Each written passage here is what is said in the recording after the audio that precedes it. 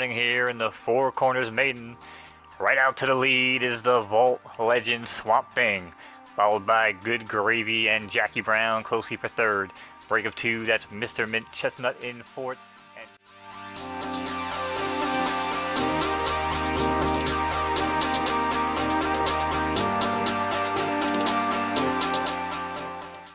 Digging in, but it's all Pandora Player with a half-length lead. Cheesy Hair is digging in, giving it all. She's got Captain, but it's Cheesy Hair, and look out from the back. It's Bubba Kush at the wire. Not gonna get him. It's Pandora Player over Bubba Kush and Cheesy Tortilla.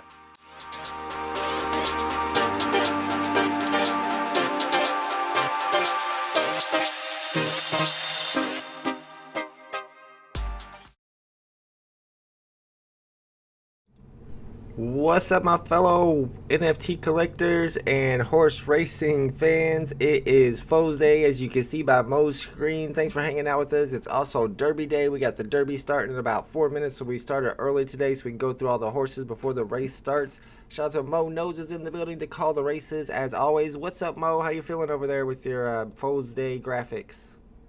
What's going on, brother? It's Foes Day, ready to go. I'm excited about Foes Days. We got a lot of new horses, a lot of S-tier horses that are going to be racing today. We got Daniel Marquez in the chat. He doesn't have any horses yet, but he enjoys watching it. Hopefully we can talk him into getting some horses soon. You can still get into the beta early and free. Let's go. Mo knows, says Daniel Marquez. Exactly. We got 3.5 minutes. This is the third time Derby. This is the big race they have every season that you have to earn points to get into. So these are the top horses of the week.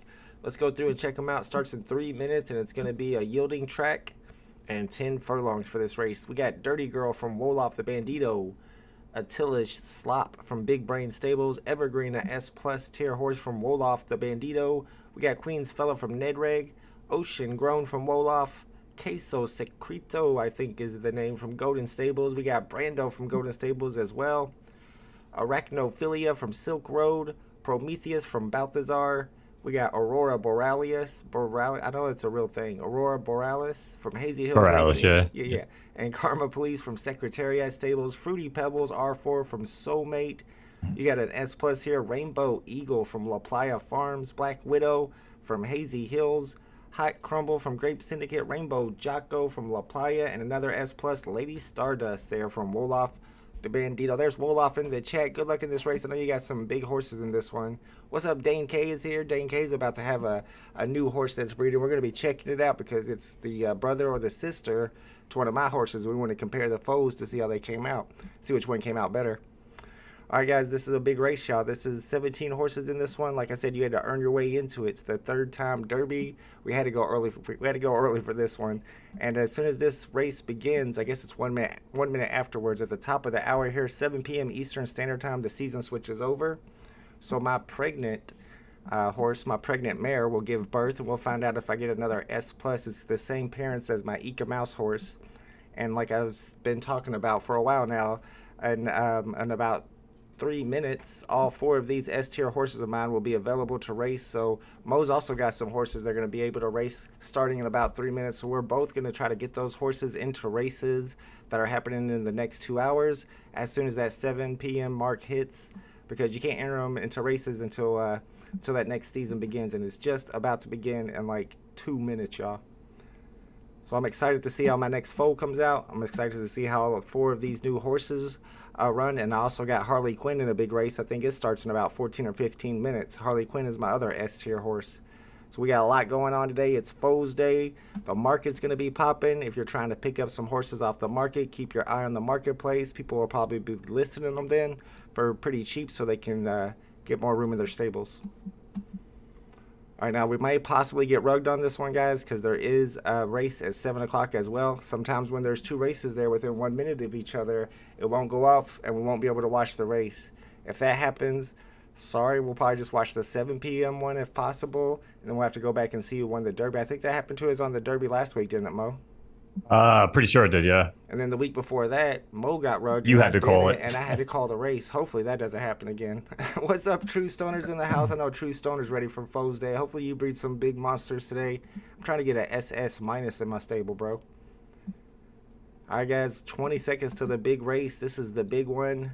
the third time Derby. Let's get it set up. Super big luck, extra good luck if you're in this race. This would be a big one to win. All right, here we go. Everybody do your anti-rug dance. Here we go. Oh, it loaded. Hey.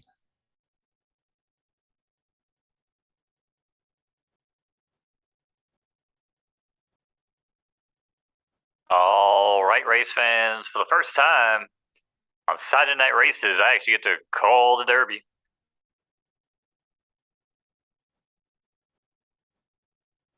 Massive 17-horse field. They're locked and loaded. And they're off and running here in the third time Derby. From the outside, it's Karma Police with Evergreen and Lady Stardust on the far outside. And it's Fruity Pebbles also showing good early speed here in fourth, followed by Aurora Borealis and Prometheus in sixth here. Only about 5 lengths to make up, though, as they head out to shooting onto the main track. Fast to wide up for the first time, and it's Wolof, the Bandito runner in the lead here. It's Evergreen at 8-1. Everybody wave to Evergreen, your leader. It's Evergreen now, holds away, but Fruity Pebbles now advances early on from the far outside and moves up into second. Alongside her, that's Lady Stardust, and Prometheus also advances from the back to move up into fourth. And it's Karma Police who's justified in fifth with a Tilis Slop, moving in from the back now with about 4 lengths to go here in the race, half mile and 48 change. And a new leader, it's Lady Stardust with a sweeping move from the far outside. Any further, she might be in the grandstands, ladies and gentlemen, but it's Lady Stardust now shows away by half a length over Fruity Pebbles, R4. And it's Prometheus from the back to the front now in third. Evergreen down on the rail, looking to buy time here with a ground-saving trip. And it's Queen's Fella with a big move from the back as well to get in position here in the fifth. And Aurora Borealis taps the brakes a little bit and back in the sixth. 3/4 in 1 minute, 12 seconds as they make their way into the far turn. It's still Fruity Pebbles now, neck and neck with Lady Starburst. Mono a Swine. Lady Stardust now pokes a nose in front. Fruity Pebbles back to second, Prometheus in third, looking for room. Evergreen down on the rail now, looking for their best step, along with Queen's Fella. Prometheus, is back in the fifth, didn't make that fourth, as he's heading from the back of the pack, but it's Lady Stardust in the final 200 starts to pull away. Thought this was supposed to be a competitive race, but it's Lady Stardust into the final 100. Prometheus in between. Rainbow Eagle on the far outside, but too little, too late. As it's Lady Stardust taking it home for Wolof the Bandito over Rainbow Eagle and Prometheus. Shout out to Wolof the Bandito. That's a chat winner right there, and a big chat winner in the Derby race, and not even just a little bit of a winner. He crushed the field in the Derby race. Rainbow Eagle made a nice run at the end, almost caught up with them, but I think won by like by 2 lengths or something. Yeah, that was wild. Wow. All right, guys, let's see what happened with our horses that we bred.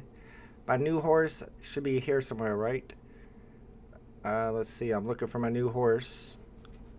Let me try refreshing. I don't see my new horse. My old horse should have just given birth.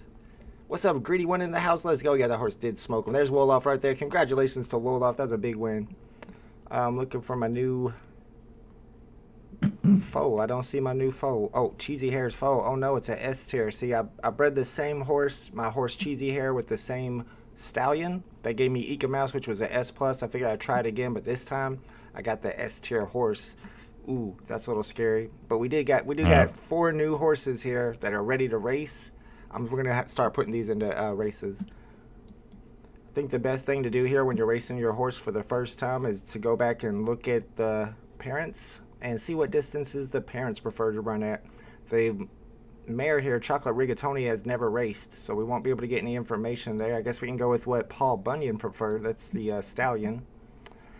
Well, you could also look at the retired stats, though, like what's their stamina, you know what I'm saying? Right, that's a good point. Yeah, so we can look at this stuff now because you can only see these stats if your horse is retired.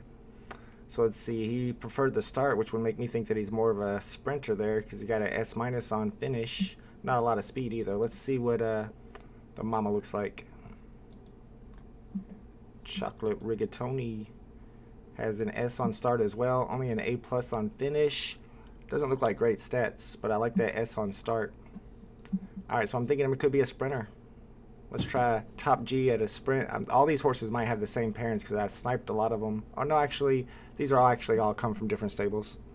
Jerry Clo's playing poker. Of course you are, Jerry Clo. We'll be playing some poker Monday night for sure. I'll be streaming poker.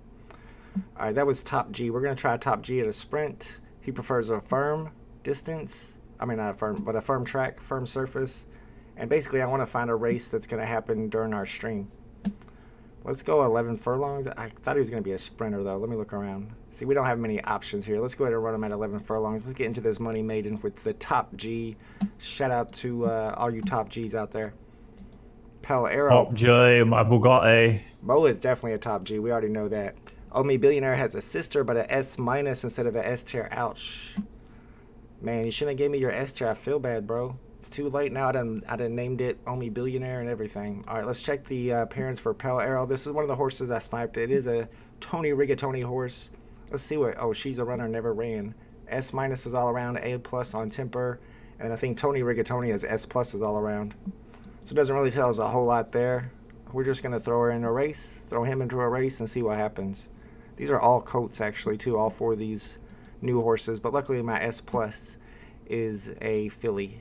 Looking for a firm track here.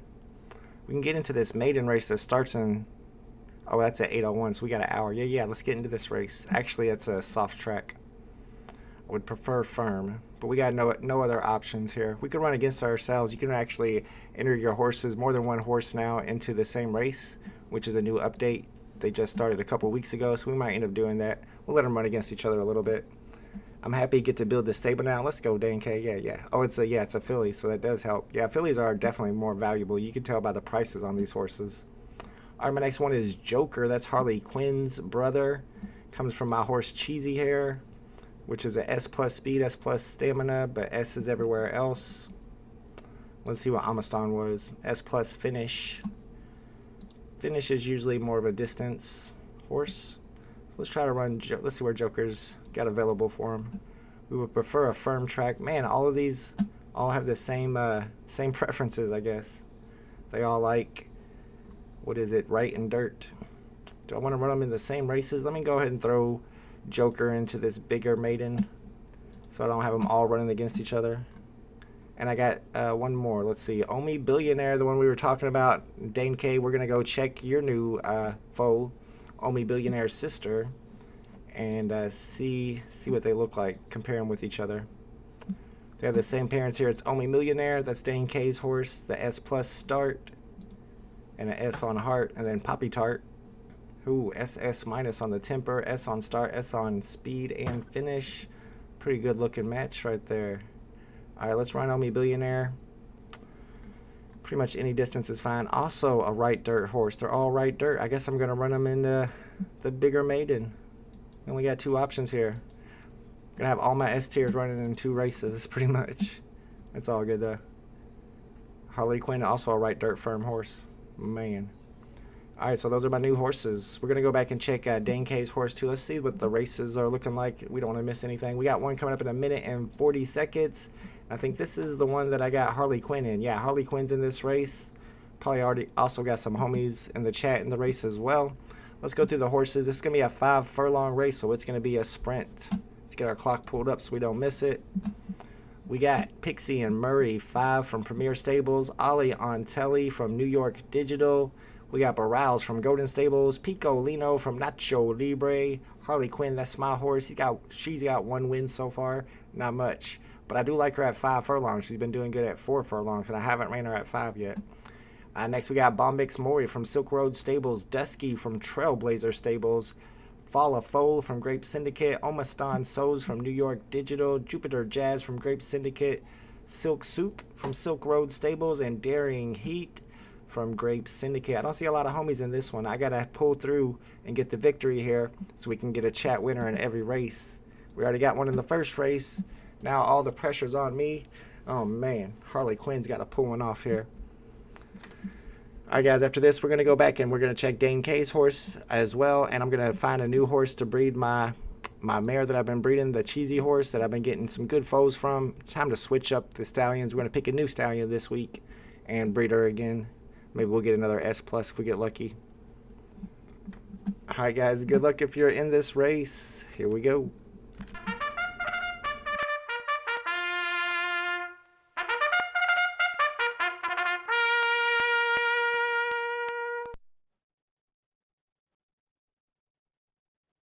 Alrighty, back on the track.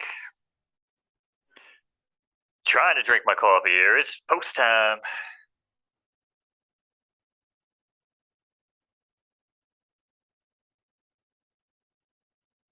Horse field there in the gate. And they're off here in the Sandhills Restricted Stakes. And it's Pixie and Murray Darcel to the lead, along with Jupiter Jazz on the outside. And on the outside shoulder, that's Daring Heat with Barillas down on the rail and Silk in fifth, followed by Piccolino in sixth here, but about 7 to make up from the leader as they make their way into the turn here in this 5 furlong right turning affair on the dirt. And just like that, opening quarter in 23 change, and it's Daring Heat now with the lead. Daring Heat trying to hold off the challengers here of Silk in between. Now pokes the nose in front at 7 to 1. Down on the rail, it's Varillis at 7.18. Also right there with the post-time favorite as they hit the top of the stretch. And it's Silk on the outside. Varillis down at the rail. Jupiter Jazz looking for room on the far outside. And it's Bombix Marie. Look out, it's Bombix bombing down the middle of the track, trying to hold off one final contender. It's Bombix and Jupiter Jazz to the wire. It's going to be Bombix Marie over Jupiter Jazz and Silk. Congratulations to Silk Road Stables with the win there with Bombix Maury. Harley Quinn was in the running a little bit at the end. I guess got like 5th or 6th place. Not a great showing. That's all right. That's all right. We got 4 more S-tier horses to race tonight. We're going to get some wins tonight, I have a feeling. All right, let's get it set up here. Mo, how'd your horses come out? How'd your foes come out? I'm trying to look. I was trying to enter my other ones, but I didn't name them, so. Oh, yeah, you always got to name your horses. I always name them before they're ready to race, but it takes me a while to figure out a name. All right, next. Well, that's the thing. Yeah, I have like so many names I'm trying to figure out here. I'm trying to name one of them Awkward Eye Contact. That's my next name I'm going to use. I'm playing it on. Don't steal my name. All right, the next will be the Star Spangled Allowance. Let's go check out Dane K's S- horse. Making me feel bad because he gave me his S-tier horse, and then he ended up getting an S- out of it. Let's go check it out. Maybe it's better than we think. Omi Millionaire is the horse. Let's go to Dane K stable. Omi Millionaire's foe. What are you going to name it also? It did come out of Philly. That's definitely good. Definitely a good sign there. Came out of Philly. What can we look at? The stars here. 1, 2, or 1, 1.5, and 2. Let's see if we use the same parents. No, you use that Teravangian. That's the horse that I got my S+ from. That's funny. I bred it with Teravangian and got an S+. You bred with Teravangian and got an S-. But my new horse that I bred with Teravangian was an S. Let me go back and check my horse. Yeah, that's what that binary gene pool system works with, like the 0, 1, 2, and how it kind of distributes them. That's why you'll get that variance like that. I see. Yeah. And he had a different parent too. He had a different stallion. But yeah, it looks like my horse had better stars too, so that might have something to do with why I had a better S over S-. But of course, we don't get to see those other ratings that you only get to see once they get retired. Looks like it's crazy too. I came out with a better horse, even though you bred the same mare with a better stallion than that you bred Omi Billionaire stallion. Used the same dad. Oh, you used the same dad for Teravangian? Let me go check. I don't think he did. Let me see. Bloodline for Omi Billionaire. No, you used Poppy Tart. It was a different stud. This Poppy Tart horse from Stables. And it had a great record too. But it was an S horse, and your other one, Teravangian, was an S+. Which is kind of wild because you got the S-. Maybe it just wasn't a good match. Let's look at Teravangian and see what preferences it preferred. Right, dirt, and firm. And let's go see what Omi Millionaire likes. Right, dirt, and firm. So it was a good match. Just got to get lucky. All right. Let's go ahead and see what's next up on the docket. Actually, I think we got a few minutes before the next race. Oh, only 4 minutes. Yeah, 4 minutes. All right. I do want to pick out a new mate for Cheesy Hair at some point. Do I get to just keep breeding her forever and ever, or is there a limit? Yeah, you can breed her until she dies. Oh, yeah. Well, there's an age she dies. What age do they die? I think it's 23 or 25. Oh, so they're pretty old. Oh, man, if one of my horses dies, we got to have like a funeral, a horse funeral on air. Well, that's why you remember those NFTs I was showing off Oh for yeah. with the horses on them. So we Yep. could like if you have horses that you really like, maybe we could take like a race replay and uh pop that up. You know what I'm saying? And people can That'd be pretty purchase them awesome. on Solana. Absolutely. Dan K says, Omi Billionaire better win. I don't know. I got Omi Billionaire racing against one of my own horses. What if my own horse beats him? That wouldn't be too bad, though. If I come in first and second, I'll be happy with that. All right, let's put a race on this bigger. Let's put a race. Let's put a bet on this bigger maiden race. We got 3 minutes and 30 seconds. Yep, before the next race. Only plenty of time to pick our winner here. We got Omi Billionaire in this race. We might have to pick Omi Billionaire. This is a right dirt, and the condition came out soft. We expected it to be a firm track. I think it was 20% chance of raining. We got this boring company from Elon Stables. Really, is a soft a horse that prefers soft, so it might have a little advantage here. Bhagava, also another horse. Pork Belly prefers soft, and this ended up being a soft track, so those soft horses might have a little bit of an advantage over my horse here, Joker, which is a firm horse. And we got Omi Billionaire in here as well, also a firm horse. I got to go with Omi Billionaire, though. I feel like it's going to be one of those horses that's undefeated. It's going to go like 20-0. First place in its first 20 races. What do you think? Am I crazy? Sounds like a winner to me. See, there you go. Mo believes. Mo's a believer. All right, well, in that case, we're definitely putting 500 across the board. I shouldn't even bet place and show because you know he's going to win. But we'll go 500 across the board with Omi Billionaire. Just bred with Poppy Tart again. Yeah, you got a better result than you did with that Taravangian horse for some reason. Yeah, I got to figure out who I'm going to breed Cheesy Hair with this time.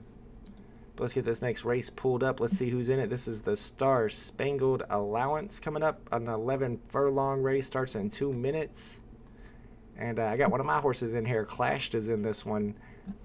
All right, we got Sinshan from Red Knowz. We got Bossino Bo from Mason Racing. Wild River from Mason Racing. We got Chinko Tig Mist from 0 to G1. Apollyon from Big Brain Stables. Big Lee from Liberty Tree. Baron the Giant from Liberty Tree carrying an extra pound of weight. We got Aspen Mo from Almighty JC. Shout out to Jacob Cook. He said in the Discord server that he had some horses racing tonight. We got one of the stream's favorites, Psychedelic Sid, is in the house from Mick Wacky Racers. Shout out to Mick Wacky Racers. My horse in this race is Clashed. Looking for his 4th win here. And then Funny Business, another horse from the homie Mick Wacky Racers. It's 11 furlongs, so this is going to be a long race. It's a sloppy track. Looks like nothing but soft horses in this one, so that's not going to affect anybody too much. 11 furlongs, so this one's going to be a long one. After this, we'll have to check out some of your new horses. Mo, have you seen what you got yet? Anything great? Yeah, I'm going through them now. Nothing too crazy. Yeah, I got another S tier horse. I was kind of hoping for an S plus, not gonna lie, but I already got one S plus. I think I just got lucky on that last one. Maybe it's a unicorn. Maybe it's got really, really good stats or something. I don't know if I should switch up and get a new stallion to breed with my horse, my mare, or if I should go back with Taravangian and try to get another S plus again. That's a tough call. And again, I would typically do, like I said, the same breed 2 or 3 times just to kind of see, how similar they're going to be, kind of give you an idea of how broad of a variance. Yeah, I like that idea. Maybe do it a 3rd time just to see what happens. I have a feeling I could possibly get another S plus out of it. All right, guys, it's race time. Good luck if you're in this one. Here we go.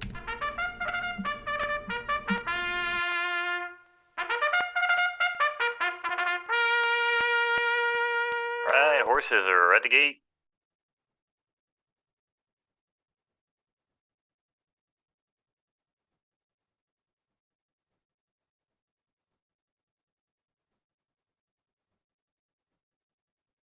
Horse field, they're online. And they're off here in the Star Spangled Allowance. From the inside, it's Wild River along with Baron the Giant, and it's Chinkagwe Mist along with Bassano Bow down on the rail. Bin Shan also with Girly Speed here, tucked in down low, and Big Lee in 6 with Aspen Mo as they make their way into the clubhouse turn in this 11 furlong right turning affair here on the turf. Track is sloppy, racing is good, as Baron the Giant now picks clear by 3 over Chinkatagwe Mist. One day we'll get that name right, but for now it's Chintakagwe. And it's Wild River in third, followed by Aspen Mo, my favorite type of Aspen. And it's Clash out of the Vault Stables in fifth, followed by Big Lee, still content running along in sixth. But about 7 lengths to make up here as they pass the wire for the first time. Everybody wave to the top pair of Baron the Giant and Chinkatagwe Mist. Just like that, Chinkatagwe taps the brakes a little bit as Baron the Giant continues to roll on here. And Aspen Mo takes advantage of that and moves up into second place. And back in between horses, about 3 lengths, it's Wild River at 7-1, and Clash starting to get traction here. Moves along the outside in fourth. Wild River back into fifth. Make it Wild River off the board as Apollyon now slips into sixth place here. And Wild River is still up in fifth. My apologies to the chef. 3/4 in 114, if you know what I mean. It's Aspen Mo now takes the lead. Aspen Mo kicks clear here by 3 over Baron the Giant down on the rail. And it's Chinkatagwe finds some stride here and passes Baron on the inside. Clash on the far outside with about 3 lengths to go here. And about 2 furlongs left in this race as Aspen Mo starts to pull away. Aspen Mo is clear by 3 as Chinkatagwe Mist looks for something here in this sloppy track. But it's Baron the Giant looking for a rematch as Baron the Giant kicks clear once again from the inside. But Aspen Mo is going off here. And Aspen Mo, the only thing they need to worry about now is staying on the horse. Final 100 meters to go, and it's Aspen Mo in front of Apollyon and Big Lee. Not much going to happen here today, folks. It's Aspen Mo bringing it home over Apollyon and Big Lee. Shout out to Aspen Mo from Almighty JC. That's the homie Jacob Cook. I don't know if he's in the chat, but that's one of our VV bros. So I'm going to give it a chat winner right there. Congratulations if you're watching, Jacob Cook. You might be watching later after the stream, the replay. Let's go. That's a big win for you. I like that name of that horse too, Aspen Mo. I know Mo likes it. Let's go. Oh, yeah. Congratulations. Dayton K says, did anyone see a horse named Clash in the race? He popped up there for a second, but he faded, man. That was not his distance, apparently. All right, we got another race coming up, the Honey Crisp Handicap, and I got one of my horses in this one. Hopefully going against one of Dane K's horses. Nope, I don't see. Oh, he is in there. Nice. Let's go. Silver Lay carrying 4 extra pounds against my Sweet Puff carrying 6 pounds. Great. Actually, that one's 14 minutes away, so there might be another race in between there. Let me refresh, see if I'm missing one. What's up, Nah, I think it must have been a canceled race. Maybe a juvenile race got canceled, but everything else looks like it's filled up for the night, so we're good. Oh, nice. Gotcha. We can go ahead and bet on that race, though. That Honeycrisp Handicap with 14 horses in there. Let's go ahead and pick a horse to bet on, and then we'll go and try to find a stallion to breed my mare with. What's up, C-Spill? Thank you, my man. Appreciate you, bro. Hope you got some horses in here. I know Jacob Cook just got his first win on the stream. That was a big win, too. All right, we got a left turf sloppy track here, so we're looking for horses that prefer soft. Left turf soft. We're going to take Roaming Boat out of here, even though it's an OEB horse because it's a dirt horse. Left turf soft. We got another dirt horse from Greedy Racing. Is that from Greedy in the chat? If so, we might have to bet on that one. Left turf soft. Left turf soft. This one likes firm, so we're not going to bet on him. We got some more. We got one of those stick horses. We've seen a lot of those stick horses race on the stream. Fly Birdie Fly is back. We saw Fly Birdie Fly win one last night. Might have to go with Fly Birdie Fly again. Carrying 4 pounds, though, so keep this in mind. These some of these horses are carrying some extra weight. Silver Lay down here from Dane K's stables carrying 4 pounds. Has 1 star on soft. I'm not betting on that horse, I'll be honest. Let's see. I don't know. I kind of like Sweet Puff. This Sweet Puff one's looking kind of sweet. Grape Syndicate looks not bad over here at 4 pounds. My problem is I'm carrying that 6 extra pounds. Blood Horse is carrying no extra weight, but it's only an A- horse. Saint to God only carrying 2 pounds over here out of the stables. Has 1 win and 1 second out of 3 races. I'm kind of liking this one. There's Gritty one. Let's go. He says, that's me. I'm not winning. I don't know. You could win this one, Gritty. I don't know. It's good to see you in this race, though. Let's go. I see Ben Spaces in this one, too. I'm kind of liking Saint to God in this race. Only carrying 2 pounds. That weight makes a difference to me. A lot of these horses are carrying extra weight. This one's got a nice record, too. It's only an A horse. A is the ranking going against some S minuses. I'm going with Saint to God. 10-1 odds. I like those odds. We'll go 500 across the board on Saint to God. Betting closes in 1 minute and 45 seconds if you want to get a bet in on this race. Like I said, I'm betting across the board, so that means I'm betting 500 to win, 500 to place, or 500 to show. So if it comes in first, second, or third, you win, in theory. Of course, there has to be enough money in the wager pool to win. But that's one way I like to bet. We need people gambling. Yeah, we need some people out here picking some horses. Who you think's going to win this one? See if you can outbet me on this one. You think Birdie Fly is going to get another win 2 nights in a row? I don't know. It's possible. All right, we got Cheesy Hair, my mare that I've been getting a lot of nice horses out of that I need to pick a mate for to breed again. She's got the S plus speed and the S plus stamina. I've been trying to get the start and the finish up. I feel like those are 4 of the most important stats. She is right dirt firm. So when I click breed horse here, I'm going to go in here and I'm going to filter out all the horses that are not right dirt firm. So we want right. We want dirt surface. And we want a firm condition. Boom, that's what we're working with right there. I don't know if I want to save money on this or, man, I like this Dougie right here with the SS minus start and the SS minus speeds. Those are some nice stats right there. It's 100,000 to breed though. That's expensive. I'm 100K, damn. Yes. I know. If it wasn't 100K, I would be jumping on that. I've bred with Tony Rigatoni before, and I think that's I don't remember exactly which one of the horses I got out of that one, but it was a S tier horse. Teravangian's who I got my S plus foal from, but I also got a S tier foal from him as well. Kind of want to go with Dougie. It's 100K though. I feel like I'm going to regret it, but the SS minus and the SS minus is so tempting. Am I crazy, Mo? Should I do it 100K? You should have enough. You should have enough coin though. I do got a lot of coin, y'all. Yeah. Man, let's see what the parents are. Patty Mayonnaise and Tony Rigatoni. I don't think I'm inbreeding anywhere here. I would have to go in and look at Patty Mayonnaise and see who their parents are and make sure I'm not doing any inbreeding here. Nah, those don't look like my parents at all.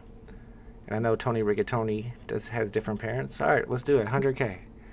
100K. What's up, Smart Buy? What's up, F Dog? Says get the drop soon too for some more coins. Oh yeah, when does that happen, Mo? When they drop you some extra coins each season? Yeah, it should be right around now. I know sometimes it's a little delayed. Gotcha. Not exactly at 7 o'clock, but yeah, it's whenever the season changes over. That was an expensive experience right there. Cheesy Hairs has been impregnated once again. This time with 100,000 Derby stallion. Hopefully it pays off for me. 5:55 a.m. Smart Buy, my man. It is, I guess, early. I can't say it's late. I guess it's early. Thanks, my man, for hanging out with us. I appreciate you. C Spill put 1,000 on Bloodstick. Let's go. Glad to see some other people are betting on these races. All right, Mo. How are your horses coming out? Were you able to get them into some races tonight? We're gonna see some of your new horses racing. Yeah. I got the one I was looking forward to, Dig for Gold. That'll be running. Nice. I have to name the other one still and try to get that into a race. Look at all these races stacked up. They're all full. That's why so many of them are available to bet on. That's what I like to see. Lots of full races. Let's pick another one and bet on some more races then. We still got about 8 minutes. Let me pull my clock up so we don't miss the start. Got about 8 minutes before the next race. Smart Buy says, well, prices are pumping. Fake or legit? That's a good thing to talk about too while we're looking at this. Mo, have you bought anything in the market, in the VB market? The prices have been pumping. No, they don't get any more money from me. Yeah, what's I know Thor pumped a little bit during the week. What's been going on now? Well, let's see. 2 days ago, I bought the Ultimate Fallout #4 Ultra Rare comic for 200, and about 12 hours later, sold it for 299. And then today, I mean, prices were going up. I had to grab some stuff, so I went ahead and grabbed the C3PO, not the Disney Golden Moment, the one that there's only 477 edition of. I bought it for $520, and last time I checked, I bought it this afternoon. And last time I checked, it was up to $675 already. And I went ahead and bought 2 more of the Journey into Mystery Thor First Appearance comics because they were down to 58. I feel like AF15 is pumping a little bit. It's up to 400, so maybe Journey into Mystery could get a little pumpy pump too. Yeah, I regret not buying the AF15 when it was cheap. When I was taking out all that Rainmaker money, man, I was like, oh, I'm gonna buy AF15. I never did. Yeah, I had a couple of them. I flipped a few of them, but I should have held on to some too. I thought about buying some to get back into it, but it's too late now. They're already at 400. Maybe if they come down to like 250, I'll buy back in. See, this is why I like DC a little bit better because I don't like the fact that I have to put gems in my damn account. Like I liked when VV had it where you could lock the listing if you got it in time for like 3 minutes. I like that. You know what I'm saying? Yeah. Because on DC, I'm like, well, cool. Someone messes up and puts up a Detective Comic 38 for like $25 like an idiot. If I don't have money in my account, I just grab it and throw my card in there. You know what I'm saying? Boom. Now I got it. I just hate having to load money into these damn economies, bro. Because, I think that's an like I said, advantage for VV. me. Well, yeah, exactly. It's definitely an advantage for people that have gems in their account. Yep. But again, I don't because I got into VV at the worst possible time. So Yeah, that's not good. I know a lot of people did. Dan K says I was at my cottage. Is that what it is? Cottage when AF-15 dropped. Brutal timing for that drop. Oh, you probably had bad Wi-Fi. Hey, I was here with streaming and I had great Wi-Fi and I still didn't hit that drop. That one was a tough one to get. C-Spill says, what are you talking about, C-Spill? Y'all are sleeping on those Vulturas? Really? Is it the Vultura Macabres? Those are the ones we're sleeping on? C-Spill wants to know, are we going for the RoboCop tomorrow? Let me hear it, Mo. What do you think about RoboCop dropping tomorrow with, like, I think 1,987 editions, $60 retail price? I mean, I'll be up because football's on, but I don't think I'll be going for it. I mean, I'd be shocked if that thing even sold out, but I mean, I guess it could, but that edition size, right? Is it going to It'll sell be, it'll be out? close. That's a good question whether it's going to sell out. A lot of people think it's going to sell out. A lot of people don't. I think we're at like 50-50 on that. Is it going to sell out or not? I think it's going under retail, so I probably won't buy it on the drop unless the chat talks me into it before the drop begins. I probably won't spend 60 on it, but I will look for picking one up for like 40 in the market or trying to snipe some low serial numbers for sure. I always like to use. I think I've talked to you about this. I always like to use the initial tweet from VV as like a good indication, not the follow up with the Medium link, not Right. that one. The initial announcement of, you know what I'm saying? Because when you see, like, when you look at the numbers, especially on certain things like the Miles Morales drop compared to like America Chavez, right? Or look at uh, the Thor comic compared to like the X-Men Christmas, right? Like, Right. just look at the percentage of people like with the likes and the interaction. What's RoboCop at? How many likes did they get? That's all I was wondering. How did the RoboCop tweet do? I think it's 1,100. It looks like. Is that good or bad? I mean, it's not terrible actually. I mean, yeah, you got 1,171 likes, Everybody knows 308 RoboCop. retweets. C-Spill says he has to go for it because he has to rep Detroit. Is that where RoboCop is from? I didn't realize he was from Detroit. Tutberry Stud in the Yeah, house. What's up, yeah. Tutberry Stud? Says, bet on me vaults Philly. Vaulting Ambition is racing in 45 minutes. Also, Baby Jesus, born on Christmas Day. That might be a little sacrilegious, but I am excited to see Bet on Me Vaults Philly racing Vaulting Ambition. I like that name too. Shout out to Kobe Collects in the chat with the Aston Martin badge. Let's go. Shout out to Kobe. Do you got any horses yet, Kobe? I got my second horse now that's a ticket. And I was actually trying to cash in my ticket to get that horse, Mo. And it didn't seem to work for me, even though I connected my wallet. Maybe we can try to do it on stream. Or is it too late to redeem tickets for this beta? Well, the horse will be retired. If the horse is already redeemed, you would have to go into the Discord and the FAQ. There's like a Dynamo link. You can request to have it sent over. If it's already retired, it's probably pointless, right? No, I mean you can breed it. Oh, yeah, true. It's a filly, too. Yeah, that's Oh, what I I'm guess saying. it's a mare. So yeah, breeding it and. I thought it was a female. I thought it was a filly. Yeah, it's a female. All right, let me see if Yeah. I can't. Oh, I got to connect my wallet. Let me get this. I got it in my Phantom wallet. So let me get logged into my Phantom wallet. Don't use this wallet too often. All right, we're in my Phantom wallet so you guys can see what it looks like if you own some of these tickets here. Then once I connect my wallet, it'll show that I have 2 tickets. The best way from here is to click the tickets button, I'm assuming, Mo, because when I do, it says no tickets available usually. Maybe it's different. Maybe it takes a while to load up. Let's see. I want the Aston Martin badge. Okay, I don't know. The Batman badge looks pretty good too. But yeah, you got to be a member for a whole entire year to get the Aston Martin badge. So those are the OG Omi homies. Yeah, it says no tickets available when I do this. Am I doing it wrong? Let me see. I probably gotta reconnect my wallet. There we go. We If I go to my stable, I thought I did it from my stable last time. Maybe not. Yeah, just logging in. Oh, hey, Bonka's up again. Let's see. I don't know about Connect this bonk wallet. stuff, y'all. Oh, Invest at your own risk. What's yeah, the don't listen to me. I'm always high as hell, just doing stupid shit. Um, yeah. So next to like your wallet address, it should say like 2 tickets. Yeah, if you click on that, and then here it should say redeem all loading tickets. Oh yeah, no tickets available. I'm seeing the same thing. Yeah, maybe that has something to do with the phase of the beta we're in. Potentially, yeah, yes. You might just have to fill out that thing on Discord, and I'll send it over right away. Oh, okay, cool. Let me know when you do. I'll message Fib, tell him to get on it. Nice. So now I got 2 real horses that are actually NFTs on the Solana blockchain. So whenever the beta is finished, those horses' stats will get reset and they'll go back to being 0-year-old horses. And when the game goes live, I'll actually have real live horses. Well, not real live horses, real live digital horses. Does that make sense? That I can actually register into races with real money and possibly win real money with. So I'm excited about that. Even though there's some A- horses, I'm going to have to check out the stats.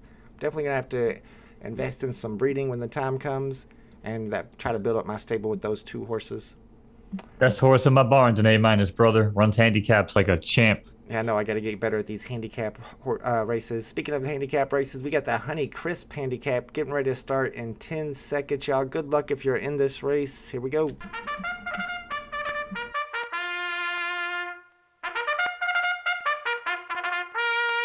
All right.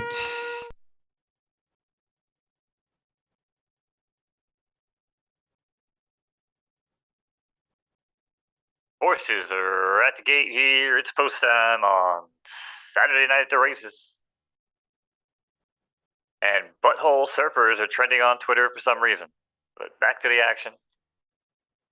14 horse field, and they're up here in the Honeycrisp handicap. And it's LT Rainbow from the outside with Fly Birdie Fly. And then on the inside shoulder, that's Rup Gem. Also looking good here with Silverlay in 4th, followed by Bloodstick in 5th and Attica in 6th here.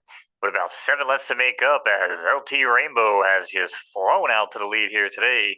Feeling frisky and heads out to the lead and opens up by 5 early on over Rup Gem and Fly Birdie Fly. As the top trio here is Thigh Thunder, starts to look for room and picks off horses in between. Then it's Anarchy in 5th, followed by Sweet Puff in 6th here to show up on the leaderboard. As they make their way into the turn here in this 6th furlong affair, it's almost over, but it's Lieutenant Rainbow holding off here as Rough Gem looks for room on the outside, but nothing yet. As Lieutenant Rainbow is all alone, and they hit the turn and head for home, and it's Lieutenant Rainbow now's got company. Rough Gem on the outside, St. Birdie on the far outside, takes the lead. St. Big God also looking for room, but it's St. Birdie on the outside, and Rough Gem looking in between on the horse. It's Kitchen Nightmare, but it's Rough Gem taking it home in a thrilling finish over Kitchen Nightmare and St. Birdie. Shout out to Rough Gem. I'm not sure if Ben Spaced is in the chat today. He's usually hanging out with us. If he's there and we can see it, let's give him a chat winner for that win. Congratulations to Rough Gem. We saw Rough Gem race last night as well, and he gets a victory tonight. If all it means it probably already been redeemed by previous owner. Oh, there's Space Ben. Yeah. Nice. Right to 3rd time. All right, thank you. Yeah, I guess there's actually a place you can go in the Discord server if you have a ticket that's already been redeemed. So I'll have to find out more about that.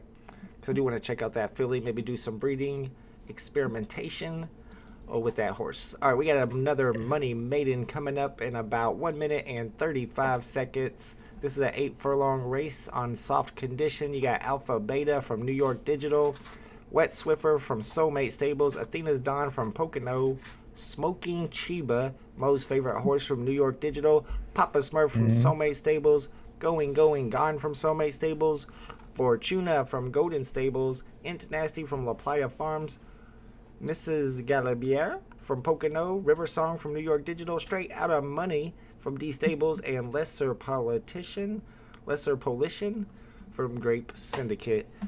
That's the rundown, folks. 12 horses in this juvenile race. Let's see what the requirements were.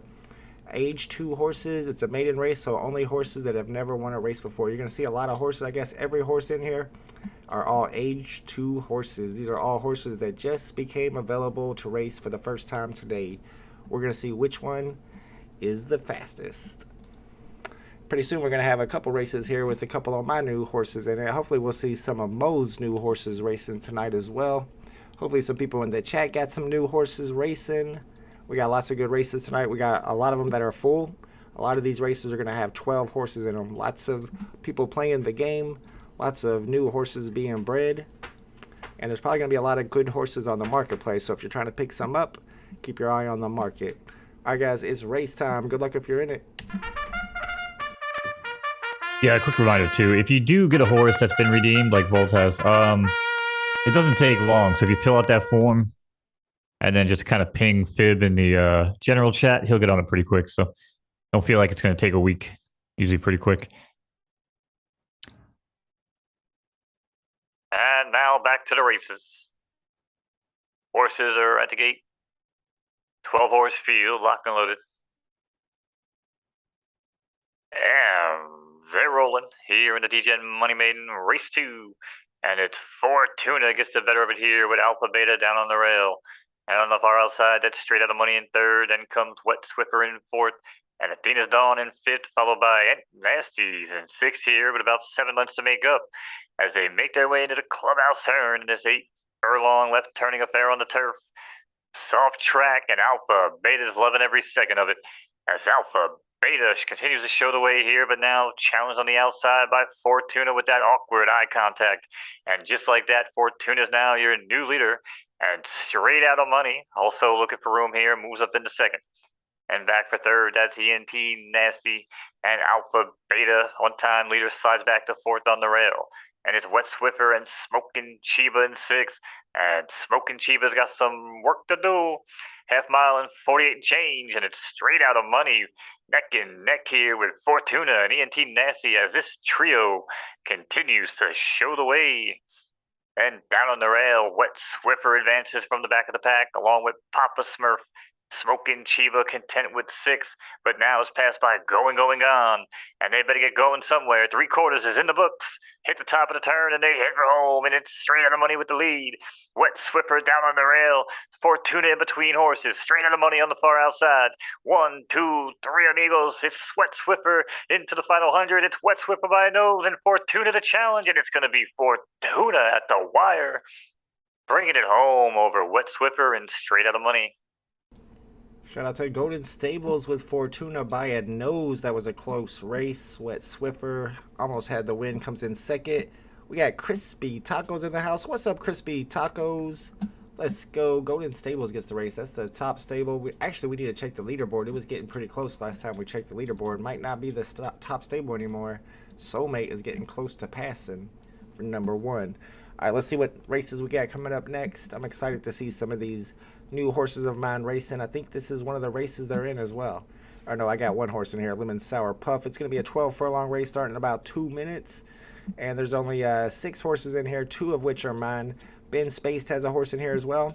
And we got a couple new stables in here, so this should be an interesting race. Not 2 of my best horses, but Lemon Sour Puff might make a run for it. All right, let's get all that set up here. Boom, shakalaka. Let's see who we got racing in this one. It's a maiden race, so none of these horses have won a race before. It's 12 furlongs, so it's a long distance race. It's going to be a sloppy track. We got Space Cheese from Ben Space Stables. My horse here is Lemon Sour Puff. Street Spirit from Secretariat Stables. Making Readies from Misa. Texas Tea from Kitchen Chin, I don't know. And Natty Light Silver is my other horse who is going to be running in this race. Maybe one of them will pull a top 3. I don't know. This is a lot of A pluses, A horses, S minuses. Not the top of the line horses here. Let's see what? Yeah, you got to be 3 years or older. That's why you don't see any of these new horses that were just bred recently in this race. All right, guys, we got 1 minute before this race begins. You know what I've been doing all day today, Mo? I need a little extra money. My kid had to buy a birthday present for his friend, plus his birthday's coming up. I was low on cash, so I got the cards out. And I put some cards up for sale in a Facebook group. That's what I do when I need extra money. And all my cards here, I got hundreds and hundreds of them. They're all autographed by the players on them. What kind of cards? Like sports cards? Baseball cards, all autographed by the players that are on them, all from the 1980s mostly. I sold all my vintage ones, but I only collect autographed cards, so I'll actually send the old vintage cards off to the player's house. There's a website where you get their address. Sometimes they want $5, sometimes they want $10, sometimes they do it for free. Then they sign it and send it back. So I'll send a lot of the multiplayer cards with like 4 guys on them and send it to each guy. And then by the time you get it back, you only spent $20 and it's worth like $200. Good, there you go. That's my thing. That's what I do. Good hustle. Yes, sir. All right, guys, it's race time. Good luck if you're in this race. Here we go. I tell you what I do for money when in my spare time, but I don't think it's illegal on the internet. Alright. Also realized my voice filter was on the entire time.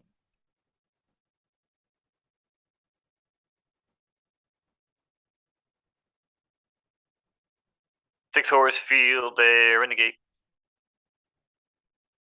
And they're off here in the Appalachian Maiden. And its Street Spirit got the better of it along with Space Cheese down on the inside. And alongside them, that's Lemon Sour Puff in third. Also showing good early speed, that's Texas Tea. Back in fifth, it's Making Ready, and Natty Light Silver is the early trailer here. As they make their way down the grandstand stretch for the first time and get ready to pass the wire in this 12-furlong affair. And it's Street Spirit, and I just realized we're on the other side of the track. They aren't passing the wire yet. It's one of those days, ladies and gentlemen. But it's Street Spirits having his day of their own as they continue to show the way by 2 over Texas Tea. And a break of 4 down on the rail, that's Space Cheese, just inside of Making Ready is in fourth. Lemon Sour Puff just gliding along here, right along in fifth in front of Natty Light Silver. Still trailing the pack here. Half mile and 51 and change. And now they're passing the wire for the first time, so now everybody can wave. Texas Tea is your new leader, though, as he continues to show the way here by Street Spirit. Just backed him on 2, and it's Space Cheese, your post-time favorite at even money in third. Lemon Sour Puff, still just gallantly rolling along here in fourth. Now passed by Making Ready to slide back into fifth. And it's Natty Light Silver. Somebody better tell them they're racing, but 3/4 in the books, 116. And as Texas Tea starts to romp it home as he kicks clear by 6. Street Spirit now pulls up off the rail and starts to challenge the leader here. And just like that, we have a race as Texas Tea now challenged on the outside by Street Spirit. Street Spirit, eye contact, awkwardly, Volt's favorite kind. Neck and neck, Texas Tea decides to pull away and doesn't give up the lead just yet. But it's Texas Tea now with Street Spirit. And Lemon Sour Puff looks to find their best stride here as they make their way into the far turn. Don't even know what I'm saying anymore, but it's Lemon Sour Puff in third, and it's pretty much a one-horse race. 1 mile, 1/4, 2:08, hit the top of the turn, and they shake them up for home. And it's still Texas Tea. Texas Tea by 2 over Street Spirit. Lemon Sour Puff is out of it. Texas Tea now even drives further away, if you even thought that was possible, as he opens up by 3 and wins it over Street Spirit and Lemon Sour Puff. Shout out to the winner there, Texas Tea. Second place was Street Spirit. My Lemon Sour Puff took third. Not a very eventful race there. I would say the owner of the stable, but I can't pronounce that stable name. What's up, Ryan Carell? Thanks for hanging out with us, my man. We're doing a little bit of racing. It's Saturday night racing, so I got a bunch of new horses racing. I've got 4 new horses racing, and we haven't seen any of them race yet. They're in 2 races, though. They're these 2 races right here. I'm excited for those. We got about 13 minutes before the first one goes off. But before that, we got this Rose Rock handicap coming up in about 5 minutes. Let's see. We got some homies in there. Yeah, True Stunners in this one. Wolof's in it. Golden Stables and Golden Boot Stables are in it as well. And let's check the marketplace. See if anything has hit the marketplace. Like I was saying, you might want to keep your eye on the market. Here's a 12,000. That's really cheap foal, but it's only an A tier. You got to wait 2 seasons for it to race. Here's an A+ stallion that's raceable for only 50,000. Not a horrible deal if you're looking for horses. I have a feeling there's going to be lots of good horses hitting the market today. So if you're looking for horses to pick up, I want to spend too much there. You don't want to spend 150,000, but here's one for 1,000. Here's one for 5,000, and it's an A plus. That's cheap. You gotta wait 2 weeks to race it though. Here's another A plus. That one's retired though. You don't want retired stallions. Looks like there's some stuff hitting the market though. So if you guys are looking for horses to race, keep your eye on it. Once you sign up for an account, if you're new, you get a bunch of this currency to spend. So if you want to get in the game, now's a good time. Tonight is a good time because it's Foes Day. All these new horses will be hitting the market. Ryan says, I have been in Zed Run before. I'm now interested in this photo finish. Consider me as a beginner. How can I start, and how much is minimum money needed to start? Let me find that link for you. If I can look at my own stream here. Actually, I think it's in this one. Ugh, might not be in here. Hopefully my link is in there that I'm looking for. There's a link that says, yeah, how to get started with Photo Finish Live, a Medium article. But we can go over some of the basic stuffs. Mo, why don't you give me some of the basics that you would tell a beginner of how to get started? What would be some of the most basic stuff to know first off? First thing I do, join the Photo Finish Discord, post in general, make an account on the website, get your derby money, get yourself a horse. Don't spend any real money on a horse ticket yet. Get a horse in beta with the fake money, monopoly money. Learn the game, learn how you want to play, and at that point, then you can move into the Solana blockchain. You can look at the tickets, right, for NFT horses. But yeah, getting started, just join the Discord. Someone in there will give you a horse. Or again, the marketplace is now starting to flourish a little bit, so good to see that. Right. But you'll get a horse. But yeah, I mean, as far as like minimum price to enter, I mean, if you really want to compete, you need like probably at least an A minus. You probably got a couple $100. Yeah, those are for the ones that are actually on the blockchain. Of course, you can get horses for free right now with the free currency you get when you sign up. They're in the beta version 2, so it hasn't gone live yet. The game isn't technically live, so there's plenty of free horses you can get by getting that free currency and get it on the marketplace. Now, how good the horses you get on the marketplace will depend on how much time you want to spend on the marketplace. I do a little sniping on the market, I'll be honest with you. I haven't really heard anybody else with the same type of results as me. I'm waiting to hear other people say they're getting good snipes, but I've sniped a lot of good stuff. I got Cheesy Hair here, which was an S tier horse very, very early on in the beta for like 25,000 for like super, super cheap. It was definitely a snipe, and that's what I've been breeding with. But I also sniped 4 S tier horses off the market just last week for like 15,000 each, which was also super, super cheap for S tier horses. One important thing to know, though, if you're getting into the game, Ryan, is that you want to get the fillies, you want to get the females just like Zed Run. It was the same way with Zed Run, where if you have the females, you get to keep the babies, and if you have the males, then you have to put it up for stud. So if you want to grow your stable, you need female horses. That's why the females are going to be more expensive. Daniel Marquez says, I'm going to watch the rest as the replay later. No problem, my man. Thanks for all the alpha and great pointers. Absolutely. Thanks for hanging out with us, Daniel. Have a great Saturday night, my man, and we'll see you for tomorrow's RoboCop drop. Although I still don't know if I'm going to go for RoboCop. 60 is a little too much. If it was 40, I'd be on it for sure. Again, looking at that Twitter interaction, right? It's actually really high compared to America Chavez or even like the Mickey Mouse, for that matter. It's actually kind of surprising. I'm surprised too, especially RoboCop. I mean, RoboCop's almost too old for me. I remember when I saw RoboCop as a kid, I was like, is this special effects? This is weak graphics. And I'm old. I don't know. I just feel like for the same price, you could almost get the animated Boba Fett right now. Like, that's true. There's a lot of good deals. And if you like the comics, there's a lot of good deals for 60 gems on comics as well.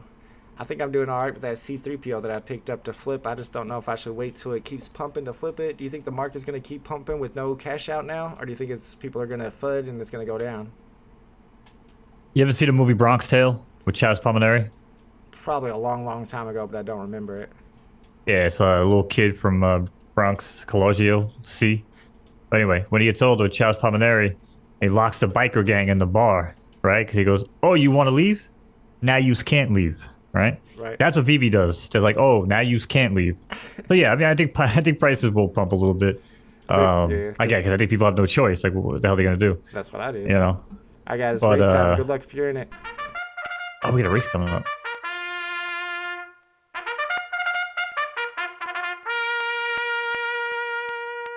We interrupt this VV talk for a horse race.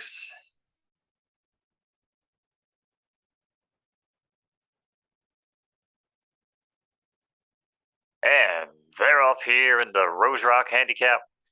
Rando Rex breaks well from the outside and heads out to the lead. And it's Dr. Brown in second and Mutterflip. Then it's Tony Soprano showing good speed in fourth and between horses, followed by Honey V5 and Gold Rush in sixth as they make their way into the clubhouse turn in this 9-furlong right turning affair on the dirt. Track is sloppy and Tony Soprano is not having a problem with any of it as he's carrying 9 pounds. Fat Tony, 9 pounds, 4-1, but has the lead. Over here, Gold Rush runs along in second, challenging on the outside, now takes the lead of their own. Back in between horses, it's Dr. Brown and Honey V. Mutterflip backs off a little bit from the pace here in fourth, followed by Lolo and Rando Rex still in sixth here, half mile in 49 and change as they make their way down the soggy backstretch. For the final time, half mile, 49 and change, Dr. Brown, too clear of Mutterflip. And it's Gold Rush on the outside, starts to fade back here a little bit.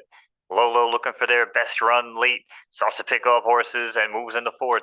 And it's Honey V back in fifth, and Rando Rex almost looks like a glitch, but he's been in sixth all race.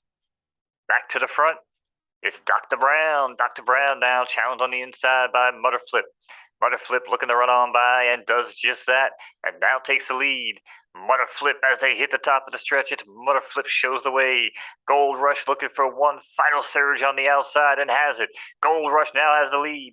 Mutterflip is fading on the rail. Lolo is coming late, but it's not going to be today as Gold Rush rushes home late and takes it over Lolo and Mutterflip. Shout out to Gold Rush from Hollywood Stables up there, and Mutterflipper takes third place. Ryan was asking, is that my horse? Nope, that was not my horse. Tony Soprano, though, is one of True Stoner's horse. True Stoner is the only homie who's usually in the chat, and the Tony Soprano horse is one of those 4 S-tier horses that I sniped off the market last week. I gave away 3 of them in the chat, and that was one of them. True Stoner was quick enough to snipe it off the market when I gave him away. And I think yesterday, Tony Soprano, or maybe it was last week, he won a race on one of our live streams. All right, we got a grade 3 race coming up. That's a big race, y'all. The Pinnacle Championship. It's a 5-furlong sprint, and there's going to be some big horses in this one. Let's check it out real quick. We got Marone. I thought it was Motown from Mo's stable. Nope, it's Marone from YSM Racing. We got Scotty from VT Hokie. Buen Rolo from Lax Stables. We got Perlina Dances from Soulmate Stables. Ravanello from Amazing Stables. I always have trouble with that one. Giselle from Space. Shout out to Ben Spaced. We got Colibri from Amazing Stables. Modelo, that's another one of the chat favorites from Golden Stables. Mohada from Golden Stables. And Malua Magic. A lot of M's in this one from Twin Inspired Racing. Let's check the leaderboards. Golden Stables still in the lead here, but just by a little bit, hanging on by a thread. Solonite. It was Solonite Stables that's right on Golden Stables' heels. Trying to take over there. If you guys have some nice horses, you got some S or some S pluses, you might want to get into some of these qualifying races for the road to next week's third time derby. This time next week, they'll be having another derby race, but you got to qualify for that race by winning or earning points in these qualifying races right here. I'm going to try to get into some of those this week, I think. I'm still waiting for my S plus to be old enough to race. That's when I'm taking over. Smart Bass says many things on DC pumped. Also, Vault, did you buy a back cow yet? No, because back cows pumped. They went up to like $530. I heard one of them sold for $450. I got $425 on that platform. I want to wait for a back cow, but I'm getting itchy. I want to start buying uncommons too. C-Spill put his money on Scotty. Ooh, we didn't pick one to bet on this one, did we? Let's see if we made a wager. No wagers on this one. I don't know. That S plus tier is looking pretty strong. What's up, Fully in the chat? Good day, my man. Thanks for hanging out with us. We got another race starting in 1 minute, 38 seconds, and it's a championship race, a grade 3 race. And I think the race after that, yeah, that's the bigger maiden. And I got 2 of my new horses. I'm excited for this one. We got Omi Billionaire racing. We got this Boring Company from Elon Stables. Didn't know Elon Musk was in this game. That's going to be exciting to see. And then Joker's my other horse that's racing. And then Walnuts, that's one of the horses that I sniped. Ben Spaced got that one. So we got some S tier, some chat favorites racing in the next race. That's going to be a fun one. But before that, let's get into this grade 3, the big race. 1 minute and 5 seconds away. Let me make sure. I think, yeah, that's the right one. Got it all pulled up. Yeah, if you're interested in getting started, make sure you check out that Medium article. It's linked in the description. I linked it in the chat earlier as well. It gives you a guide to purchase a Gen Zero horse racing ticket. Those are the ones that are on the Solana blockchain. You got to purchase them through Magic Eden. But I don't know if they've fixed up that whole hack with Magic Eden. Did you hear about that, Mo? Magic Eden had some kind of hack where people were able to list stuff in collections that weren't really in collections. I did. So yeah, I mean, my best advice for that would be use Racer's Edge, which is that website. Good idea. So this way, if you bring it up on Racer's Edge, it'll have a button where it says like show on Magic Eden and then show in-game beta. You know what I mean? Right. And when you click on show in-game beta, it may throw back an error message, but I think there's a different error message if it's one of those hacked horses. I see. All right, it's race time, guys. Good luck if you're in it.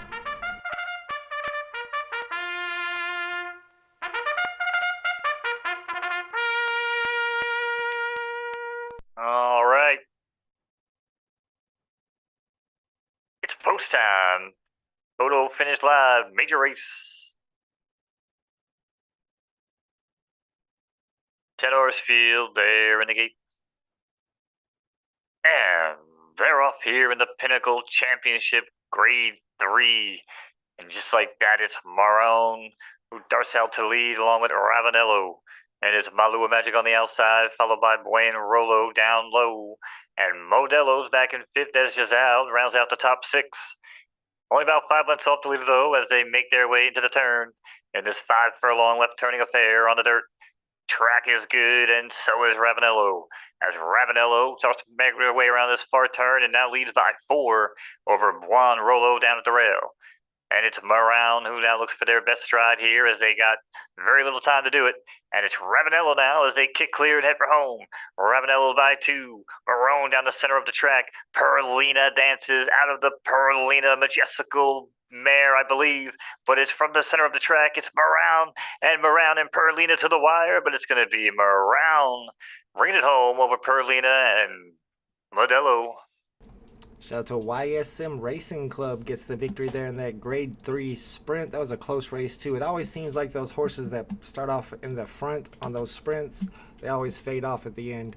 What's up, Make X53X in the house? What's up, my man? Do you think VV NFT prices will go up? They're going up right now. They're going up because we lost the ability to cash out. So people who are holding gems feel like they need to reinvest them into the market. They don't want to miss the pump because stuff is definitely pumping. So yeah, I think it's going to keep going up until they announce a big drop. But they'll announce a big drop soon and kill that pretty soon, I'm sure. To be fair, though, sorry, let me cut you off, but go ahead. To be fair, other markets are pumping a little bit too. So I don't know. I might be unfair to say it's only the cash out, saying that they're holding them hostage. But if you look around, dude, other markets are kind of pumping. Right now too. I think it's the new year, right? Everybody's kind of upbeat, True. Then the first interest rate report comes out, and everything plummets. Yeah. And then plus, David, you teased Pokemon the other day. All right, it's race time, guys. Good luck if you're in this one.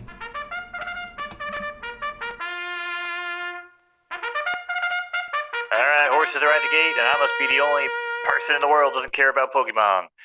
12 horse field, they're locked and loaded. And away they go in the bigger maiden. And just like that, it's Elon's baby boring company has out to lead. And it's Papaver Somniferum, followed by Bhagava, what the hell are these names? And it's a name I can actually say. It's Joker in 4th, followed by Paulie Walnuts in 5th and Unicorn Girl. And the McWacky Racers as they head out to shoot and onto the main track. 7 furlong affair, right turning on the dirt. Opening quarter and 23 and change. And now Boring Company still shows the way. Break of 3 back on the far outside. That's Papaver Somniferum. And Bhagava still holds tight in between horses here in 3rd. And back in 4th, that's Joker looking for room, trying to pass Bhagava and advances from the outside. And it's Rugabak in 5th as he advances now off the rail. And it's Cheesy Nose in 6th. At mile and 47, they are cruising out here. And it's Boring Company opens up by 7. But Joker is finding their best stride here as they make their way into the final turn. It's Boring Company by 6 now over Joker. And it's Bhagava as he kicks it up into another gear. And it's Bhagava who passes Joker. Boring Company looks to hold on here as they hit the 8th pole. It's Boring Company. Boring Company now is challenged on the outside. It's Bhagava and Joker neck and neck. Mono is Swine, and it's Joker taking it home for Vault Stables over Bhagava and Boring Company. Sorry, Elon. Sorry, Elon. We were a little bit late on the feed. I'm watching Joker win it right there. Let's go. That's a champ victory from a new horse, Joker. I don't know what happened to Only Billionaire, my other horse, but maybe that's not Only Billionaire's distance, but it might be Joker's distance because he pulls off a victory. Love to see that. That's my first victory of the night. Max says, I tried to authenticate for VV at KYC, at KFC. You went to KFC to authenticate? Oh, you mean KYC, I think. But it didn't work, and then they said I can't do it again. Yeah, that happened to me, too. All you got to do is put in a support ticket, and they'll reset it for you. That did happen to me, too. VV, finger licking good. Yeah, baby. Get some KFC NFT of chicken wing. All right, let's get set up for this next race starting in 5 minutes. Good to see my Joker horse getting a win there. I'm excited about that. I think I'm in this one too. Yeah, I got Pale Arrow in this race, and I also got Top G. You know Top G's going to show. He's going to have a good race. Let's get it all set up before we go through and check these horses. 4 minutes and 45 his seconds. Bugatti. We got to hear a little bit of a Top G guest appearance during this race. All right, we got the D-Gen Money Maiden Round 3 race, 11 furlongs, coming up in 4 minutes, 4.5 minutes. We got Tie Shot from Grape Syndicate. These are all 2-year-old horses. These are all horses racing for the first time. We got a lot of S-tier horses in here. We got Zen Murney from NA Stables. We got Pale Arrow. That's my horse that I sniped off the market. We'll see what he can do for me. Diamond in the Rough from Soulmate Stables is your favorite. We got Playmaker from Wolof the Bandito. Shout out to Wolof. We got Smoke in the Rain from Bigfoot Stables.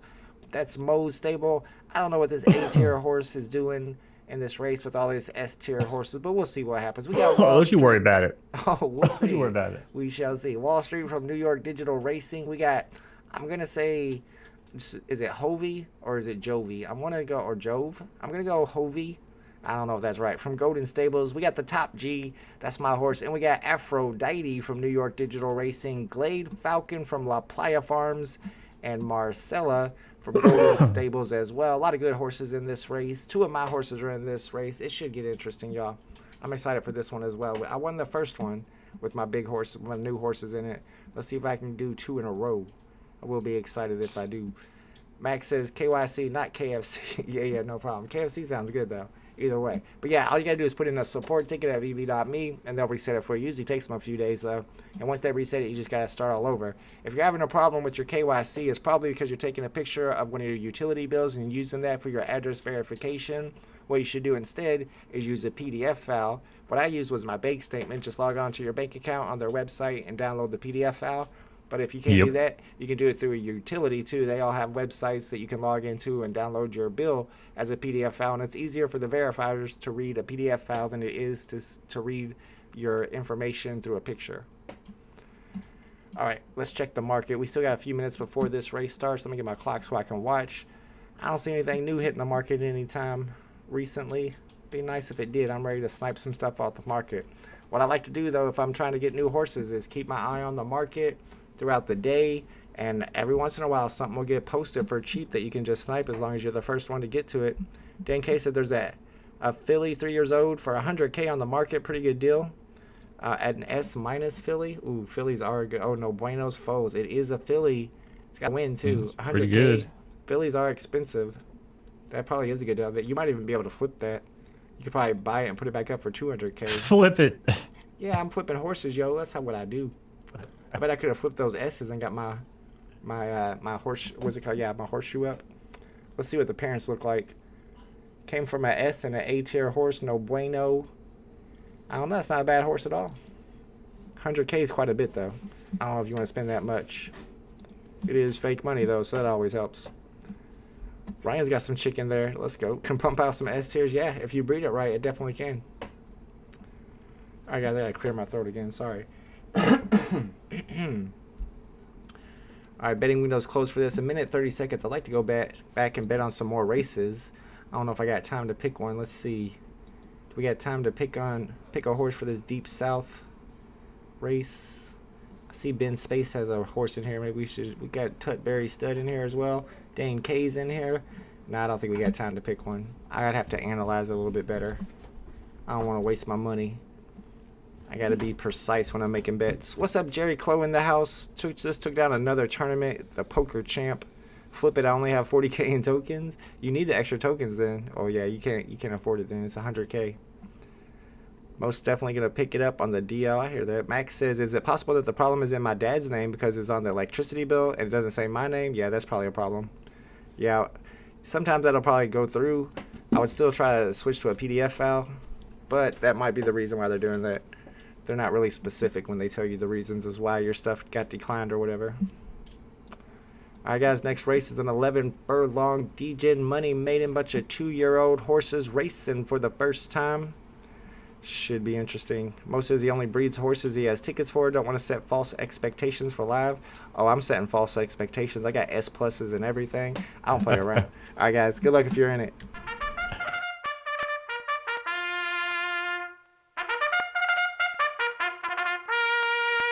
Yeah, that's pretty much why I don't even touch horses on the market. I mean, I have like the S horse somebody sent me, but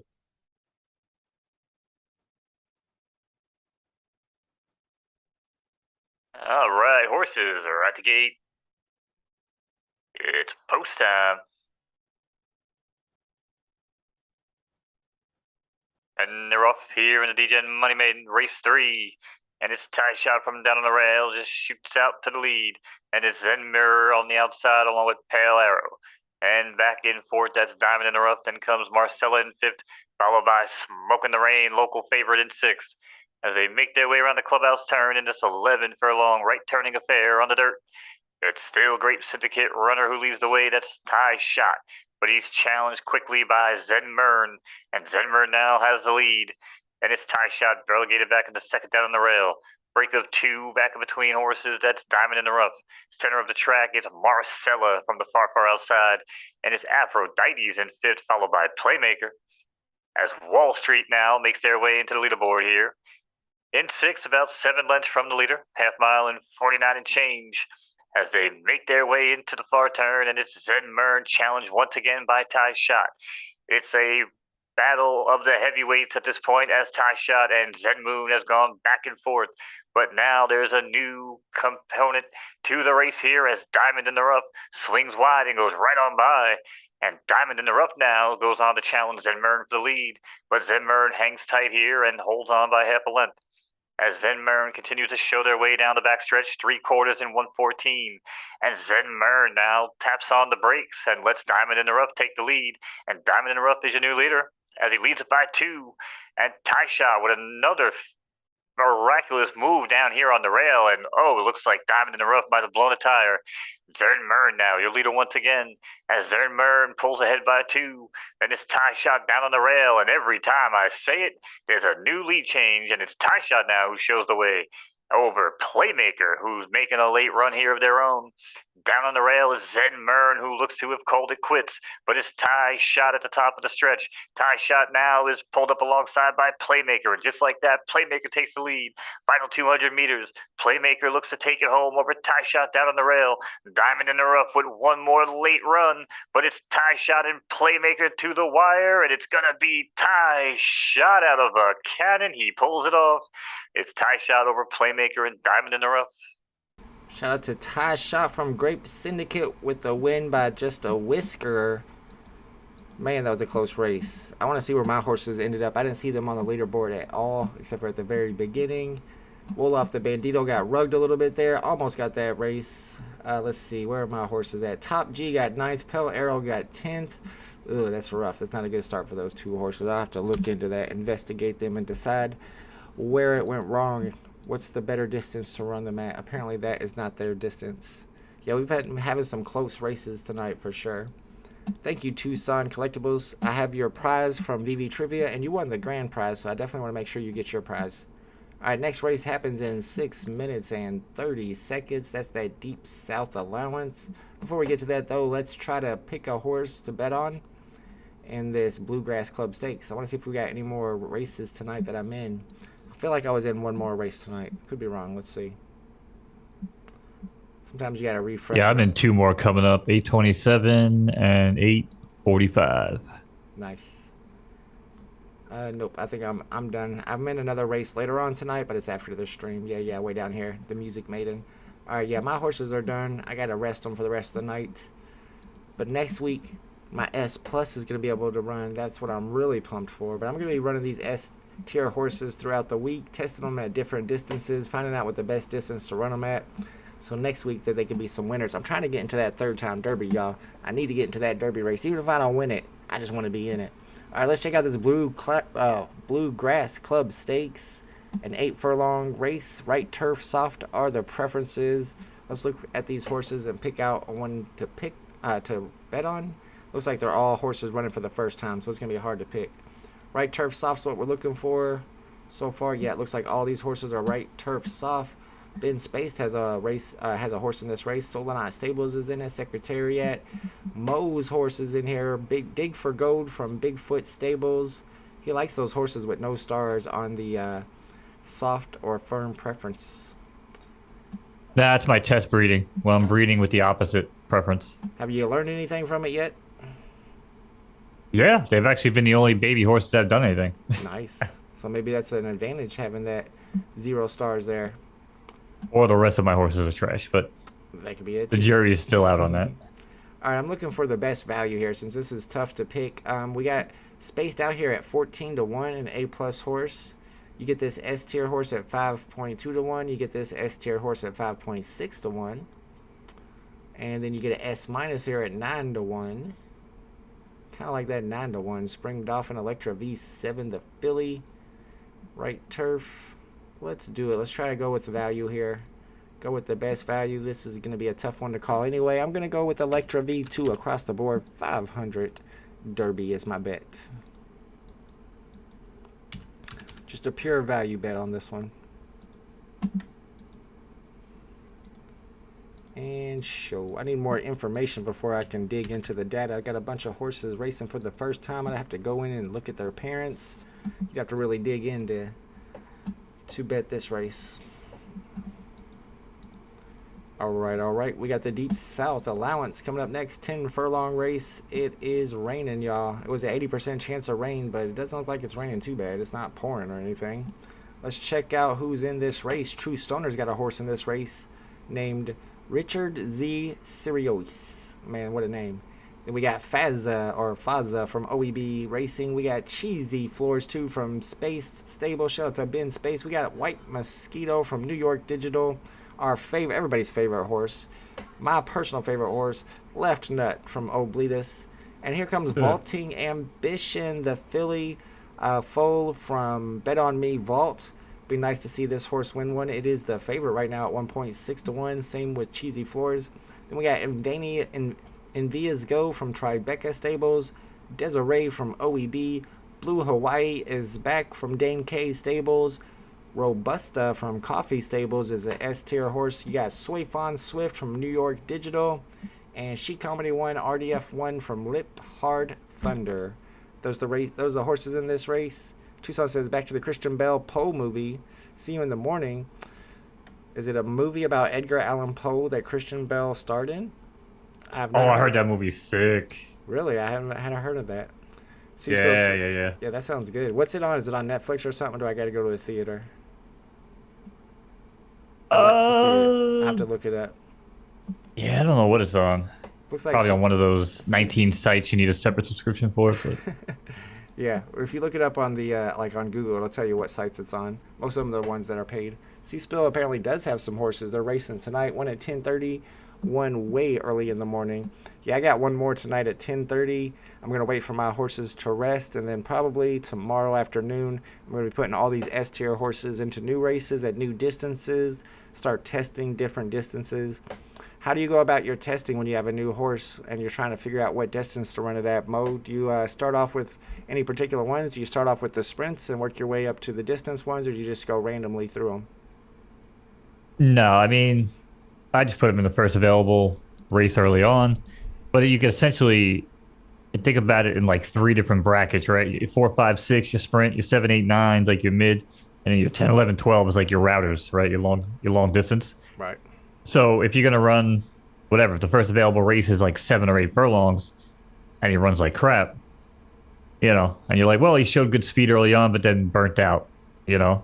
All right, well then I probably want to try a 4, 5, or 6 in that lower bracket of races, and I want to make sure I at least get 2 or 3 races from each bracket of races like that. Yep.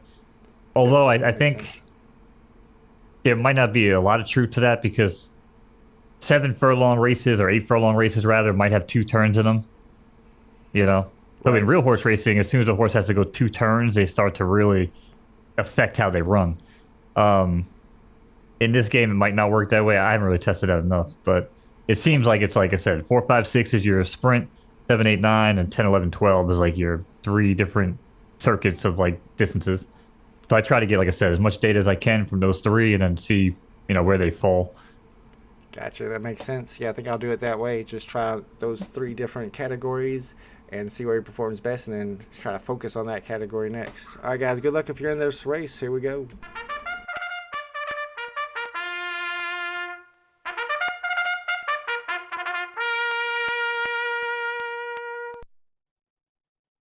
Right, horses are at the gate.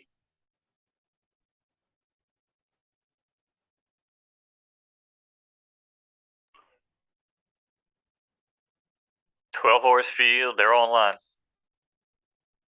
And they're off here in the Deep South Allowance.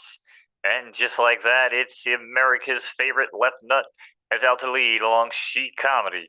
And down on the rail, that's Baza and the Robustas in fourth. Then comes White Mosquito in fifth, followed by Envious Go in sixth.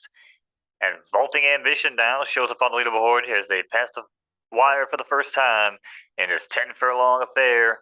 Opening quarter in 24 and change. Everybody wave to Left Nut. Left Nut is rolling here today on this off the track.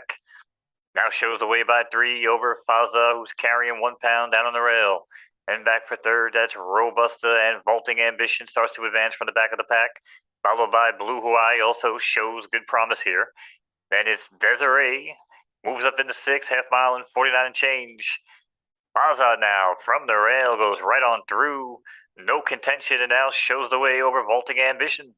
Vaulting Ambition, a post-time favorite at even money, only carrying 1 pound, and now rides along in second place in front of White Mosquito.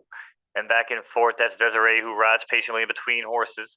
And Robust is in fifth, followed by She Comedy. She Comedy's in sixth and about 10 to make up now, and they got some making up to do. But Faza shows the way at 99 to 1. And just like that, it's Faza into the turn. Faza and new contender here is Desiree on the outside, and Desiree pokes the nose in front and takes the lead over White Mosquito by half a length. Now it's Desiree and White Mosquito who are duking it out, and Vaulting Ambition is watching awkwardly as he looks for room here in between horses at the top of the stretch. And now they shake him up and head for home. It's Desiree in the lead. Desiree ahead by 2.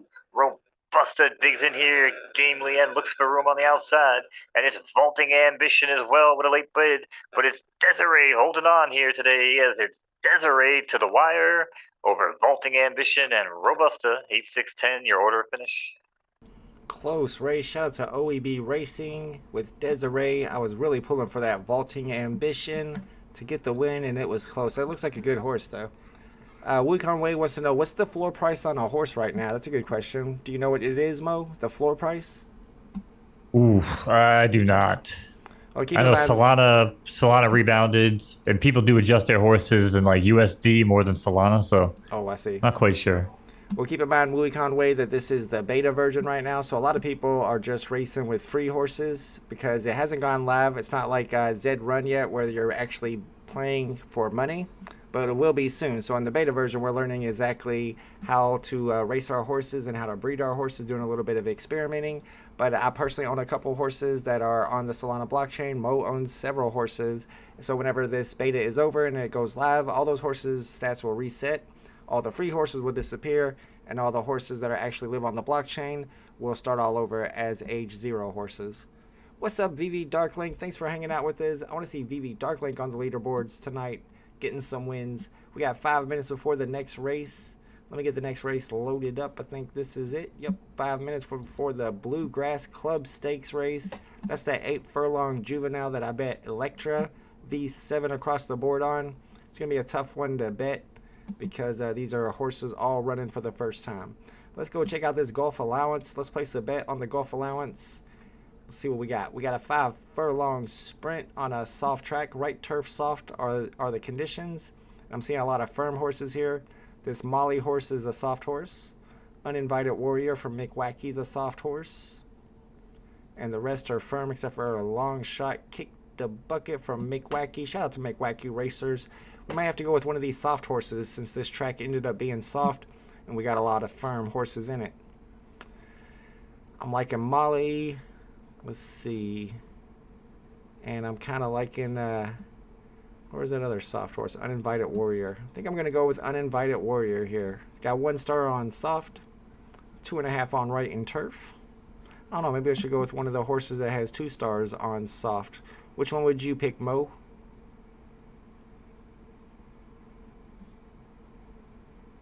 Sorry, I was opening the bag. I don't want to be crunching noise in your ear. Oh, no problem. Yeah, I don't know here, man. Who'd you like? Ooh, I'm between Molly and Uninvited Warrior. Those are the 2 soft horses besides this A-tier soft horse from Mick Wackey Racers, and the rest are all firm horses on this race. Oh, yeah, I like the Uninvited Warrior here. Yeah, let's go with Uninvited Warrior. Let's put 500 across the board. If you want to place a bet, you got 2 minutes. If you want to bet on this race, it'll be going off in about 12 minutes.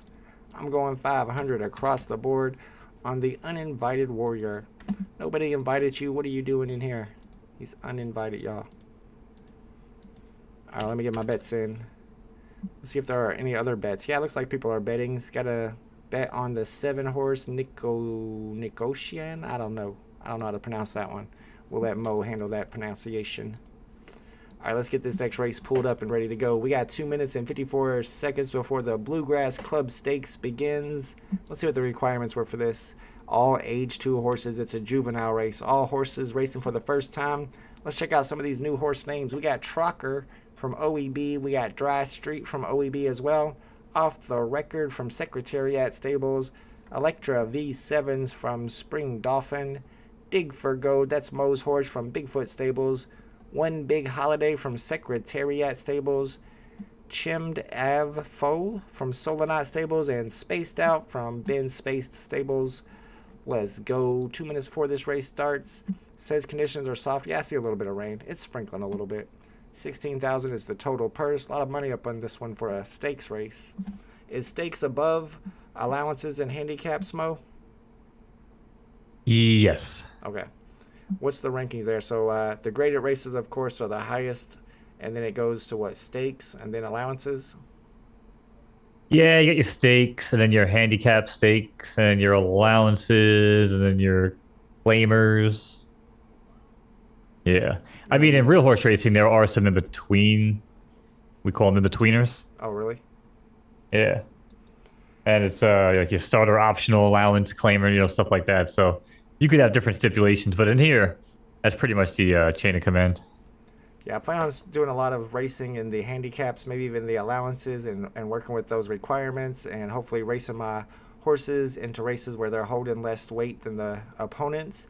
Is a good strategy, Mo? Let me know, because this is the strategy I kind of been using. Is it a good strategy to just run your horses into maiden races every time until they get their first win? You know what? Early on, maybe, but I don't think so. Oh, If really? you could catch, yeah, if you can catch like an allowance race with some optional thing where it's like, if a horse has made over 5,000, right? And you're running maiden races, you probably haven't made over 5K. Right. So you could probably get into a race, against horses that are just not as good, That's true. I have seen some requirements, some races on here where if you have 1 win, if the horse has 1 win, it carries 2 pounds, and if it has 2 wins, it carries 4 pounds, and if it has 0 wins, it carries no pounds. So in that case, I guess it would be better not to be running maiden races to get your win than on those allowances or those handicaps. You're not carrying any extra weight. Right. And right now, we don't really have a true gauge because it's monopoly money. But when you have to pay to enter a race, again, if someone like me who wants to run $5, $10 races, people with these S horses and S pluses, they're gonna laugh at $5, $10 races. They're not even gonna enter them. You know what I'm True. saying? Right. So that's where I think we'll start to see like the separation as well. That's where the variance comes in, and the guys learn how to make some money off of this. All right, guys. Good luck if you're in this race. It's race time.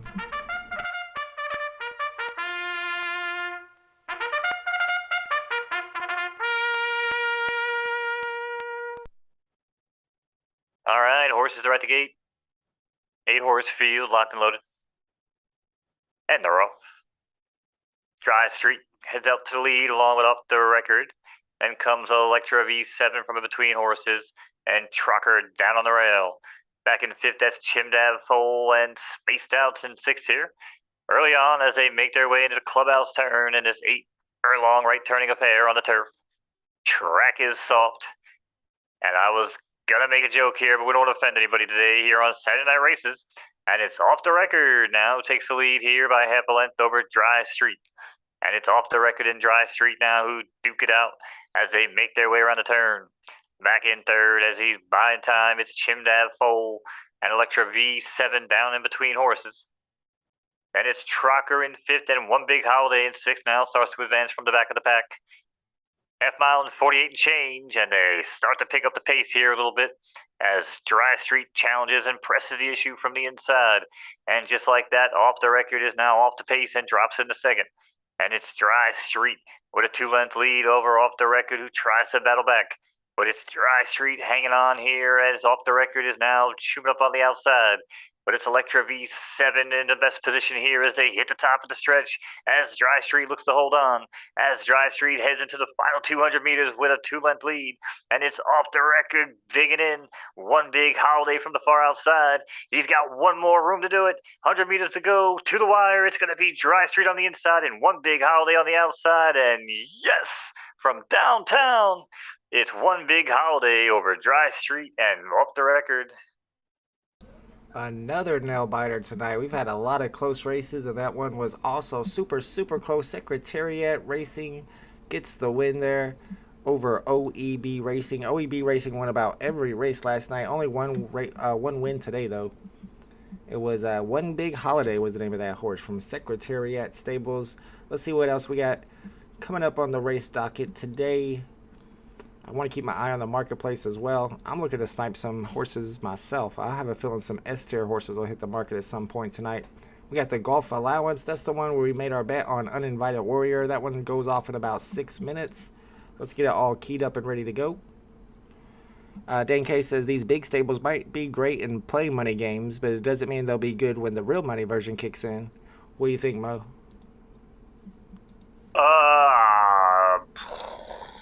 I highly disagree. I just figured those are the guys that had the S-tier tickets and stuff. That's what I said. Loving the variance in these races. Yeah, absolutely. It's much different than version 1. If you guys were watching Friday night races and Saturday night at the races during version 1, then you would notice that there's not as much variance in the races. Whenever a horse pulled out to the front, that horse would always win. But now we got horses that come from behind.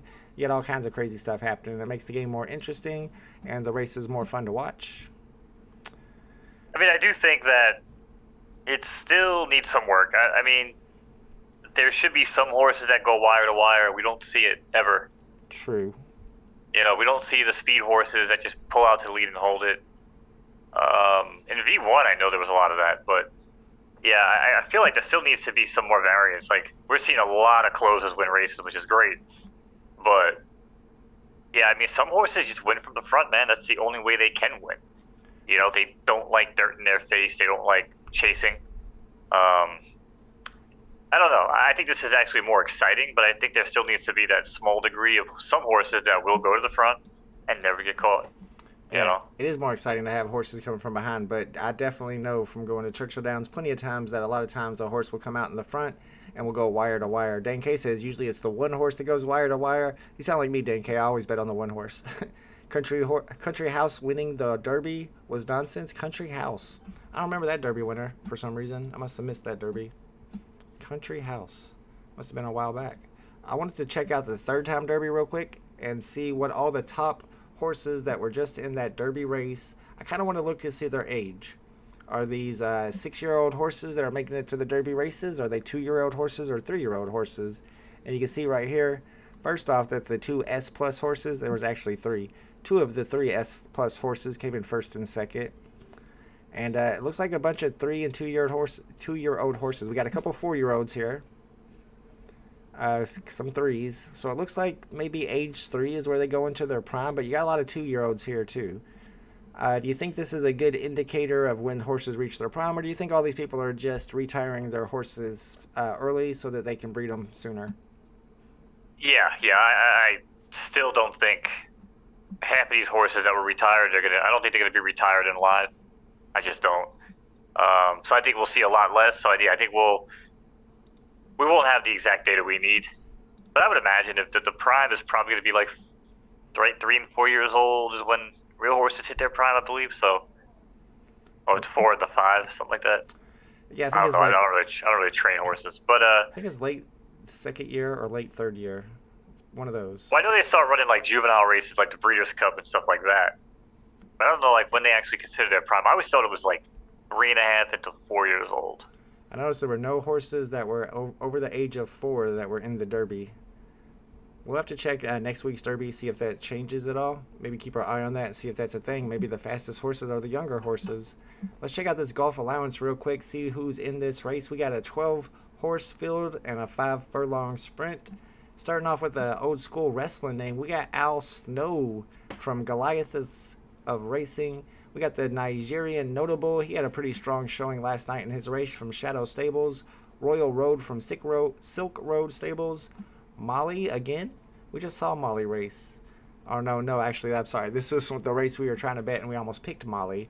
Maybe Molly will end up getting the win here. Molly from Big Brain Stables. Tennessee Fire from GVT. Uninvited Warrior from Mick Wacky Racers. That's who our money's on. We got Nick Oceana from Silk Road. Widowmaker from Silk Road. Bentley 8 from VT Hokey. Diamond Tierra from Hazy Hills. Hasimi Une from Hazy Hills Karma, and Long Shot Kick the Bucket from Mick Wacky Racers. That's your field, y'all. Shout out to Superstar Money in the chat. What's up, Superstar Money? I enjoyed your last video. Joe singing that song. I don't know if you've seen it yet, Mo. You gotta watch the latest Superstar Money video. It's pretty entertaining. Very entertaining stuff. All right, guys. Oh yeah, but for what drop? Oh no, it was Joe from Superstar Money put out a video and he's singing a song, and it's a song. Just that's all you need to know. Oh, all right. Yeah, I'll check it his out. own parody song. He said he wanted. See, I wanted to watch it because he said I want responses from this. Like he wanted YouTubers to respond to it, and then I watched it. I was like, bro, I'm not really ready to sing my own song. I might do a rap. I could do a VV rap. I'm sure I can rhyme a lot of stuff with VV. That's an easy one. I need to do a VV rap, y'all. All right, Louis Conway, thank you for hanging out with us, my man. Appreciate you, bro. We do these streams for Photo Finish Live every Friday and Saturday night from 7 p.m. Eastern to 9 p.m. Eastern. And next week, Saturday night's going to be good because my S Plus horse is going to be racing. I've been pumping it up for 2 weeks now. If it comes out and gets last place in its first race, I'm going to be really embarrassed. What's up, ALXW? Thanks for hanging out, my man. How do I get in on this? Check out this Medium article right here on how to get started. But just keep an eye on our live streams. We explain it a lot of times. There's always a lot of new people in the chat, so we're always going over all the basic stuff. But we're in the beta version right now, so you can get in and get a bunch of free currency and pick up horses off the marketplace for free. You don't have to spend anything to get started learning the game. All right, it's race time, y'all. Good luck.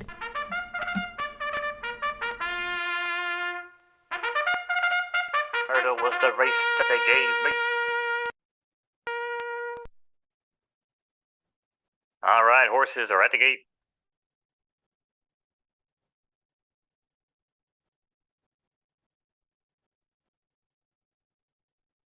Twelve-horse field, full house, everywhere you look. And they're off. And just like that, it's Nico Tiana who jumps out to the lead alongside Long Shot Kick the Bucket. And it's Hanks One up in third, followed by Nigerian Notable in fourth. And its Widowmaker also got out well, and Bentley 8 has only got about 5 to make up here in a tightly compacted field in this 5-furlong right turning affair. Opening quarter in 23 and change, and it's Long Shot Kick the Bucket, who's about 9 meters off the center of the track, and now loses some footing here and loses the lead to Nico Tiana, and Nico Tiana kicks clear by 3.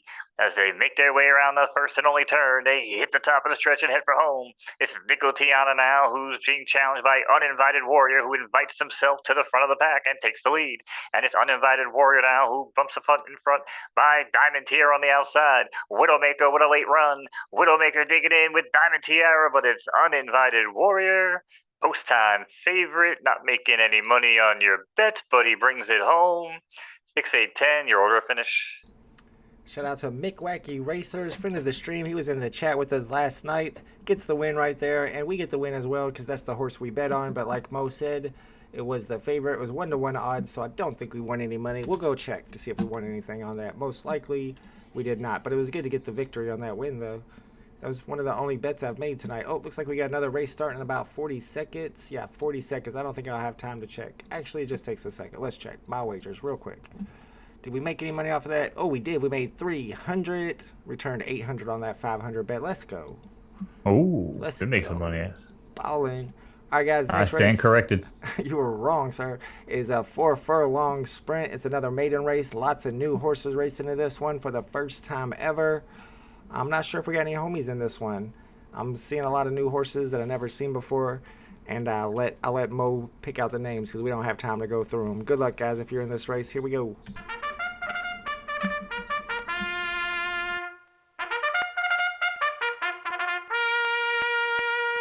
All right, no breaking the action tonight here. As we make our way back to the track. It's post time here on Photo Finish Live. Another jam-packed field, 12 horses. And they're off in the DGen Money Maiden Race 4. It's Maccabi a lot now, jumps out to the lead along with It Still Moves. And it's Benito from between horses, shows good speed with Max Cherry. And it's Don't Do Meth, couldn't agree more, followed by Gonzaga in 6th here as they make their way into the first turn. It's 4 furlongs, ladies and gentlemen, blinking it's over. And Solonot Stables has got something to say about it today as Maccabi Yield-A-Lot digs in and heads for home. It's Maccabi Yield-A-Lot on the inside. On the outside shoulder, it's Benito. Benito digs in gamely here, trying to pick one home from Maccabi Yield-A-Lot. It's Benito on the outside. Maccabi, it still moves with a gain here on the outside, but he's not going to get him today. It's going to be Maccabi Yield-A-Lot. Wire to wire, I believe, after we said it never happened, but it's 4-5-8. Order of finish. There you go. Apparently it does happen. And man, that was another super, super close race. The races tonight have been nothing but close. That one was a win by a whisker for Solonot Stables over Benito from Golden Stables. That's that number 1 and the number 2 stables battling against each other right there. All right, let's the next race pulled up. Everybody seemed to agree with that horse. Don't Do Meth. That's a good name for a horse right there. All right, let's get this next one pulled up. We got 4.5 minutes before it begins. We got the Pork Row Restricted Stakes, one of my favorite named races that we have each night. Oh no. With my big dogs coming out. We got Rickety John racing again. This is Mo's S-tier horse. He don't have a lot of S-tier horses. In fact, he only has one. But we saw him racing last night, and Rickety John got the win last night, didn't he? Mm-hmm. Yep, Rickety John trying to go 2 in a row on us. Let's see who he's going against. We got Botanic from OEB. We got 3 Stones from OEB. Rickety John, that's Mo's horse, carrying 2 extra pounds tonight. Cheesy Soda 2 from the Poorhouse. We got Daddy Nasty from Miami Nation. Promised Day from Big Brain Stables. Go Johnny from Dane K. Shout out to Dane K. He's got a horse in this one. Cheesy Town. Mo's got another horse in this one. Cheesy Town's racing as well, carrying 2 pounds as well. Trey Joe from OEB Racing. Milky Way from Miami Nation. And then True Stoner's got a horse in here. Darth Vapor. I think we watched Darth Vapor race last night as well. You must have picked him up after we watched him race. 'Cause I don't think he was your horse when he raced last night, True Stoner. I could be wrong. We got a couple. We got a few. I am your father. We haven't heard a Darth Vader call yet. I can see that coming pretty soon. Let me get the timer pulled up for us. 3 minutes. You before want this me race to call begins. races from the dark side? Yeah, that sounds pretty legit. It sounds like you could make it happen. Let's check the marketplace, see if any new horses have hit. That Wall Street horse we just watched race is on there. We got an A+ filly for 50,000. Whoa! I mean, I should buy this. I mean, I feel like I should buy this and flip it. All right. If y'all don't buy it before me, that's just too easy right there. 50,000 for the Phillies. Phillies are expensive, guys. You got to get the Phillies while you can. I went ahead and picked that one up. I might even throw it back on the market for 100K. I'm flipping horses, y'all. Let's flip this horse, throw it back on for 100K. I bet somebody buys it. Because the Phillies, you got to have Phillies to build your stable. This one is not named yet either. People like horses that haven't been named because they can give them their own names. Let's do a little bit of horse flipping. Number 3 horse winning this race. Well done, Mo. What do you mean? You think that Mo's going to win this race? That is a pretty strong horse. We saw him race last night, and he ran away with it. Oh, Rickety John there. He's got 2 extra pounds he's carrying, though. A+ for 50K is a deal, but 100K for an S- tier isn't, bruh, says Dan K. Are they both Phillies? I don't know. The Phillies, people love Phillies. You got to have Phillies or you can't grow your stable. Let's see.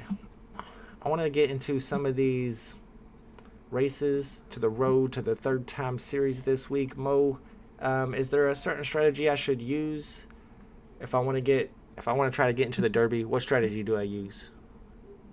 If you want to get into the Derby, you really just got to check the schedule ahead of time and see what the race style is that week, because it's not going to match your preferences, every week.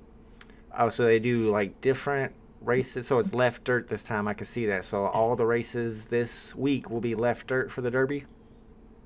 Right. Like I was making those weekly videos, which I had a problem with this week's, but I'm going to redo them for next week. But anyway, what I noticed when I did that, I was like, oh, I wonder if we'll see Meadows challenge again for the next week. And I realized after I made the video, I'm like, they will not challenge because it's going to change, preferences. So we're not going to see the same horses every week. So. That's interesting. So I'd have to go in here and see if I got any left dirt horses, any S tier left dirt horses at least to race, and I don't. So I probably won't be in the Derby this time. See, all my horses are right dirt firm. That's what I don't love about my stable. They're all the exact same preferences. They're all right dirt firm. I got some different stuff down here with my slower horses. But all my S tiers and S pluses are right dirt firm. What should I do about that? You think that's all right? You think that's how most people are? Or do you think I should be breeding to try to change that up? Well, I think initially you should just take advantage of what you have, right? Sure. I mean, it seems overwhelming now because it's only a week. It's accelerated per season, right? But when you got to wait months in between races and, breeding these horses, you can be like, oh, wow, Yeah, so I would take advantage of what you have early on. And then at some point, flip a preference on one of the horses and try to go a different direction just to give yourself some variation. That's all. Gotcha. Dan K just picked up a C- horse, but why? Good luck, y'all. This race is going, by the way. Yeah. All right, race fans. 11 horse field, there in the gate. And they're off here in the pork roll restricted stakes. And it's 3 Stone who darts out to lead along with Trejo from the outside. And back between horses, that's Promise Day who gets along well in 3rd, along with Milky Way in 4th and Daddy Nasty. And it's Rickety John also up here at the top of the pack as they make their way around the clubhouse turn. This 11 furlong right turning affair on the turf. Opening quarter in 24 change. Track is yielding, but it looks good from here. A little bit of rain, but it's 3 Stones and Cheesy Soda 2 now, neck and neck, along with Rickety John. These top 3 contenders now are joined by Cheesy Town on the outside. Another Bigfoot stable contender here, which will probably die off halfway through the race because that's what they do, because that barn is no bueno. But as they pass the wire for the first time, it's Rickety John takes the lead over 3 Stones. And a break of 4, that's Cheesy Soda 2 with Cheesy Town. A lot of cheese. Who's got a drink? It's Botanic now, moves up in the 4th, followed by Milky Way. Milky Way's, I like him frozen, but he's in 6th, carrying 2 pounds at 6 to 1. As they make their way into the turn one more time, it's Rickety John starts to break away here, opens up by 4 over Botanic. And a break of 2 more, that's Cheesy Town, as Botanic starts to charge up on the outside and challenges Rickety John for the lead. It's the announcer's curse, and just like that, we have a new leader. It's Botanic now shows the way by Rickety John by 2, and we're going to go back and forth again as Rickety John takes it over from Cheesy Town, and then it's Milky Way on the far outside, who takes 3rd, and Daddy Dasty's down the rail. Trejo from the back looking for room, trying to pick him off, but it's 3 Stones, one-time leader in 6th, but about 7 to make up. They ran a mile is in the books, 138, and Rickety John at the top of the stretch is still showing the way as they head for home. Rickety John looks to hold on, but Trejo has something else to say about it, as Trejo now takes the lead and kicks clear by a length. Trejo looks to hang on, but it's Rickety John on the inside, but it's Trejo's race to lose here today as he brings it home over Rickety John and Batty Nasty. Shout out to Trejo. Gets the win there over Rickety John. Rickety John had a nice run out in the lead most of the race. Looking good for that S-tier horse from Bigfoot Stables. OEB gets the win there. Shout out to OEB Racing. See, that's the thing, though, too, right? I mean, if we really want to be real about what we see sometimes, that is very, very unrealistic of horse racing. Like, that's something I don't really think we should see all the time, where a horse is leading, gets overtaken, takes the lead again, gets overtaken. You don't really get a lot of that in horse racing. Like, a horse normally runs a certain style of race and, like, kind of, like, shoots their shot, you know? If they shoot their shot and they get overtaken, they normally don't come back multiple times, you know what I'm saying? Once in a blue moon, you might see a horse fight back on, like, the stretch or something. But I just feel like the way Rickety John ran that race, the only reason why he ran that race is because he's an S-tier horse and the S-tier stats, you know what I'm saying, are just going to kind of give him that advantage. But I don't know. To me, that's a very, like, unrealistic style of race to watch. That's just my opinion. But yeah, it does seem like they always horses always have like one burst of energy. The closers will have their burst of energy at the end of the race. The pace setters will have their burst of energy in the beginning of the race, and sometimes even some of them have it at the middle of the race. You don't see a lot of them with a couple bursts. Sometimes you see them with two bursts, but not very often. well, a long running horse like a router, a lot of times they won't challenge for the lead early on. So when the first turn goes and now they're on the backstretch, you'll see them make a move just to get in better position. All right. It's not their move. You know what I'm saying? It's just an early, mid-stretch move to kind of set themselves up for their move, right? That's not really what I'm talking about. I'm talking about more of like he surges up, like most horses would use all their energy, and then again gets overtaken or kind of taps the brakes and then does it again. I don't know. I like to see less of that, I think. That is a little strange that you don't see that very often. Space Ben says, is it okay to retire when a horse is exhausted? That should be fine, I think so. Yeah, I think so. Yeah. Shouldn't make a difference.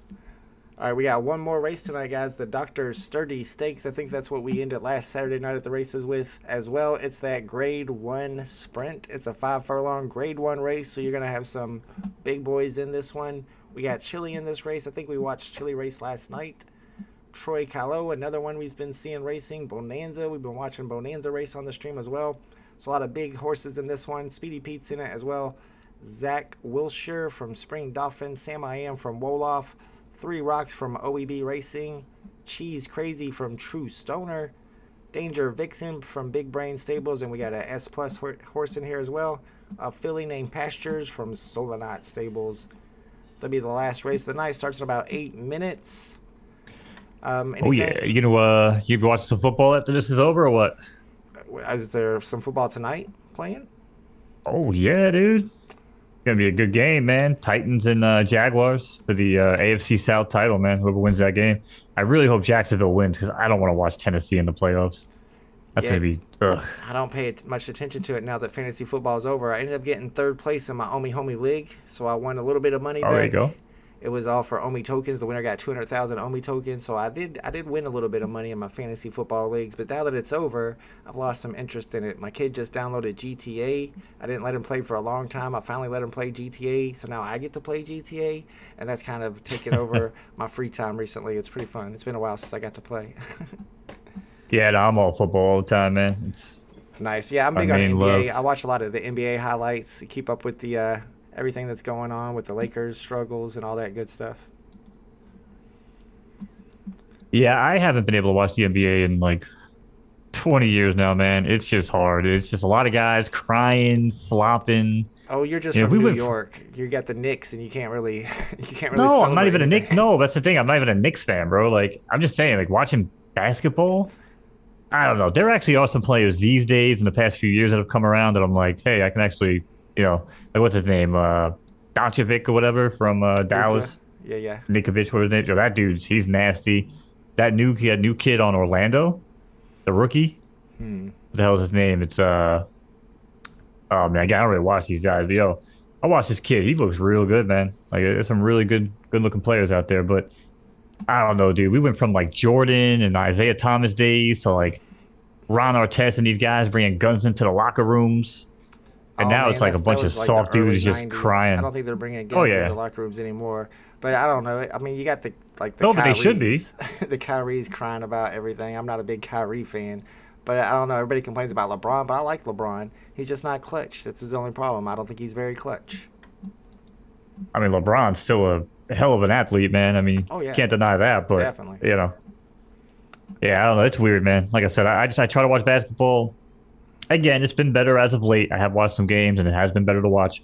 But I swear, dude, from like the early 2000s up until maybe 2 years ago, I feel like every time I turned it on, it was just like dudes who thought they were tough, and then all of a sudden they're like flopping back 10 feet. It's like an acting, it's like an acting show.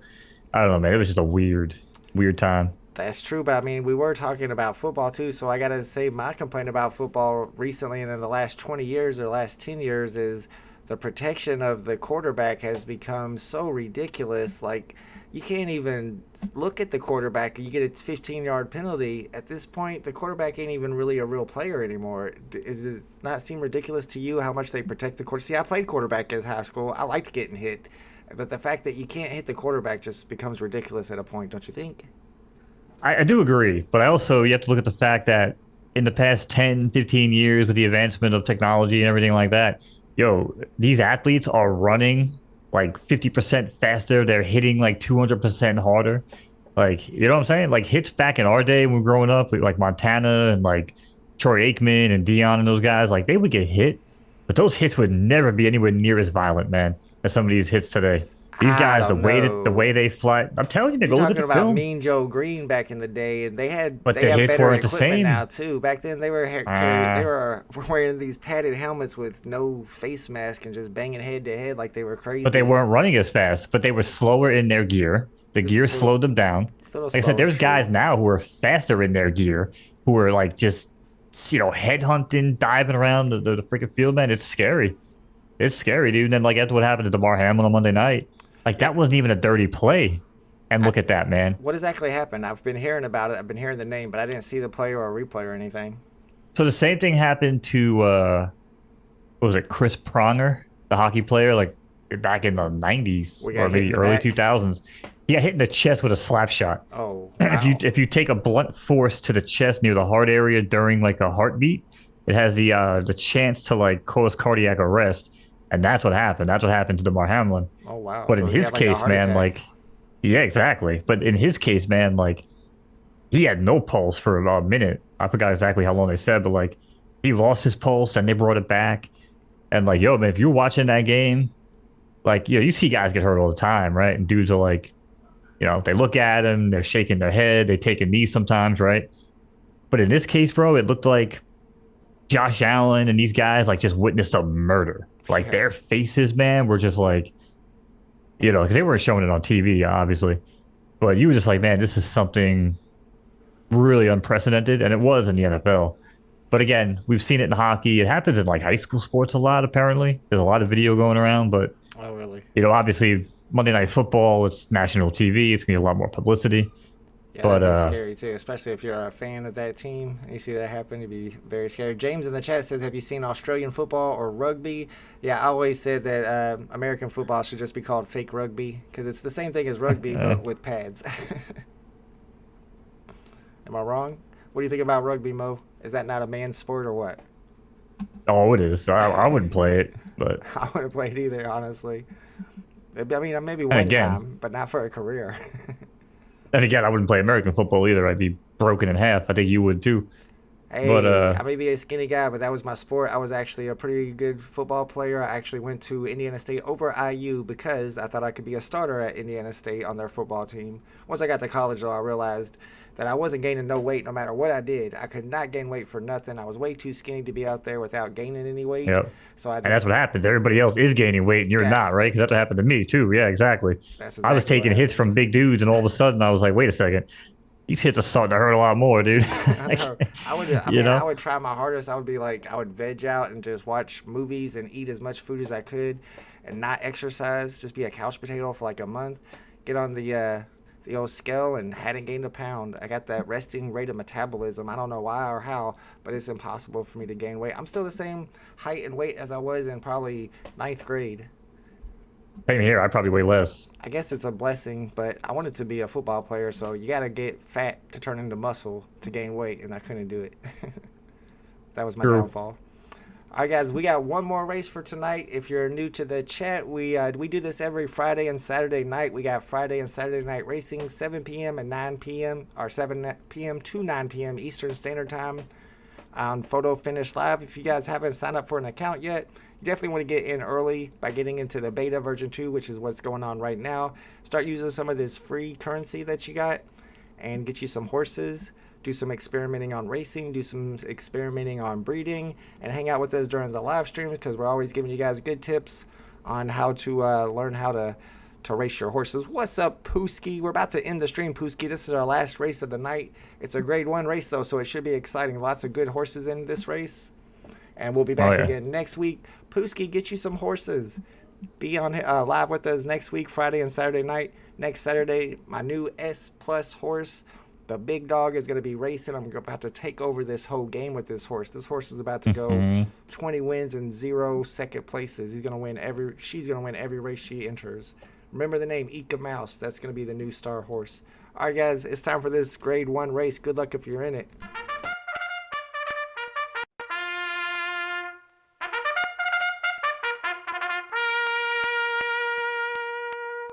Alrighty. Thanks again, Vault and chat for hanging out here on Saturday Night Races. We got one more for you, and it's a doozy. Major race, grade 1.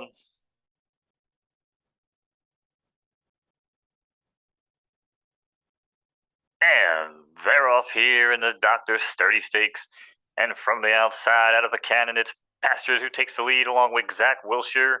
And it's Quilo down on the rail, followed by Speedy Pete in 4th. Then comes Cheese Crazy in 5th and Chili's in 6th here early on, but darting up the rail, looking for that early position here as they make their way into the turn in this 5-furlong right turning affair on the turf. Opening quarter in 23 and change, and Pastures isn't done just yet as he fights off the challenge from the inside, and Pastures still continues to hold the lead here, and just like that, announcer's curse takes place as Pastures now gives it up, and Chili takes the lead, and they hit the top of the stretch and head for home, and just like that from the outside, Chili starts to fade, and it's Pasture now who leads once again. Pasture digs in gamely into the final 100 meters. Chili's down on the rail, and from the far outside, it's 3 Rocks with one last shot, but not today. It's going to be Pastures over 3 Rocks and Sam I Am. Shout out to Pastures from Solonot Stables. The S Plus tier horse gets the victory in the grade 1 sprint to end the night. Second place was OEB Racing on that one. All right, guys, thanks for hanging out with us at Saturday night at the races. Thank you, Mo, for calling these races. Great job on the calls tonight, man. Appreciate you being here with me. It's always a good time. Real quick, too, I know I've been hit up. People hit me up sometimes. They want to help out the show. They want to, keep us going, take care of us. We will be working on some things. I know, Volt, I talked to you about this, too. But I do want to get some feedback from people. So you guys follow us on Twitter. In Discord or whatever, let us know. I'm thinking about doing, and Vault, maybe you have some input on this.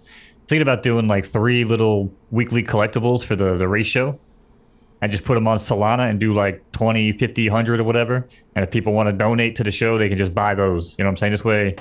This way we just make sure people feel like they're getting like a commemorative thing for the races. So I don't know, but people have been reaching out trying to help us out, and I don't really know the easiest way to do it, so I was thinking maybe like a weekly collectible with like a race replay from the race of the night.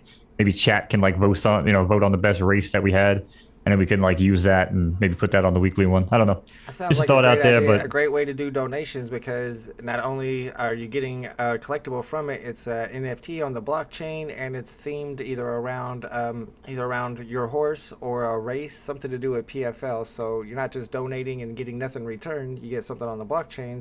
And plus Mo makes great NFTs. He designed my VV Vault NFTs that I give out to my members. So I think it's a great idea. Yep. We'll have to see what what viewers think about it. But I like the idea. well, like I said, people hit me up and it's like, yo, I need a wallet address. Where can I send this? Where can we help out with that? And I'm just like, well, I think this might be the easiest way to make sure that, both of us get taken care of and, we know where everything goes. And like I said, I just feel better if people get, some sort of like collectible or commemorative thing. So I was thinking, like I said, we could do some sort of like race replay, but just throwing it out there. But I know for people that hit me up in DMs, like I'm not ignoring people, but yeah, trust me, we are trying to, let you guys help us out a little bit. It's just going to take some time. Absolutely. Sounds good. All right, guys. If you have any feedback on that, let us know. Get a hold of us on Twitter or Discord. And we will see you guys next week, next Friday night for Friday Night Races. Thanks for hanging out with us. Later. Peace.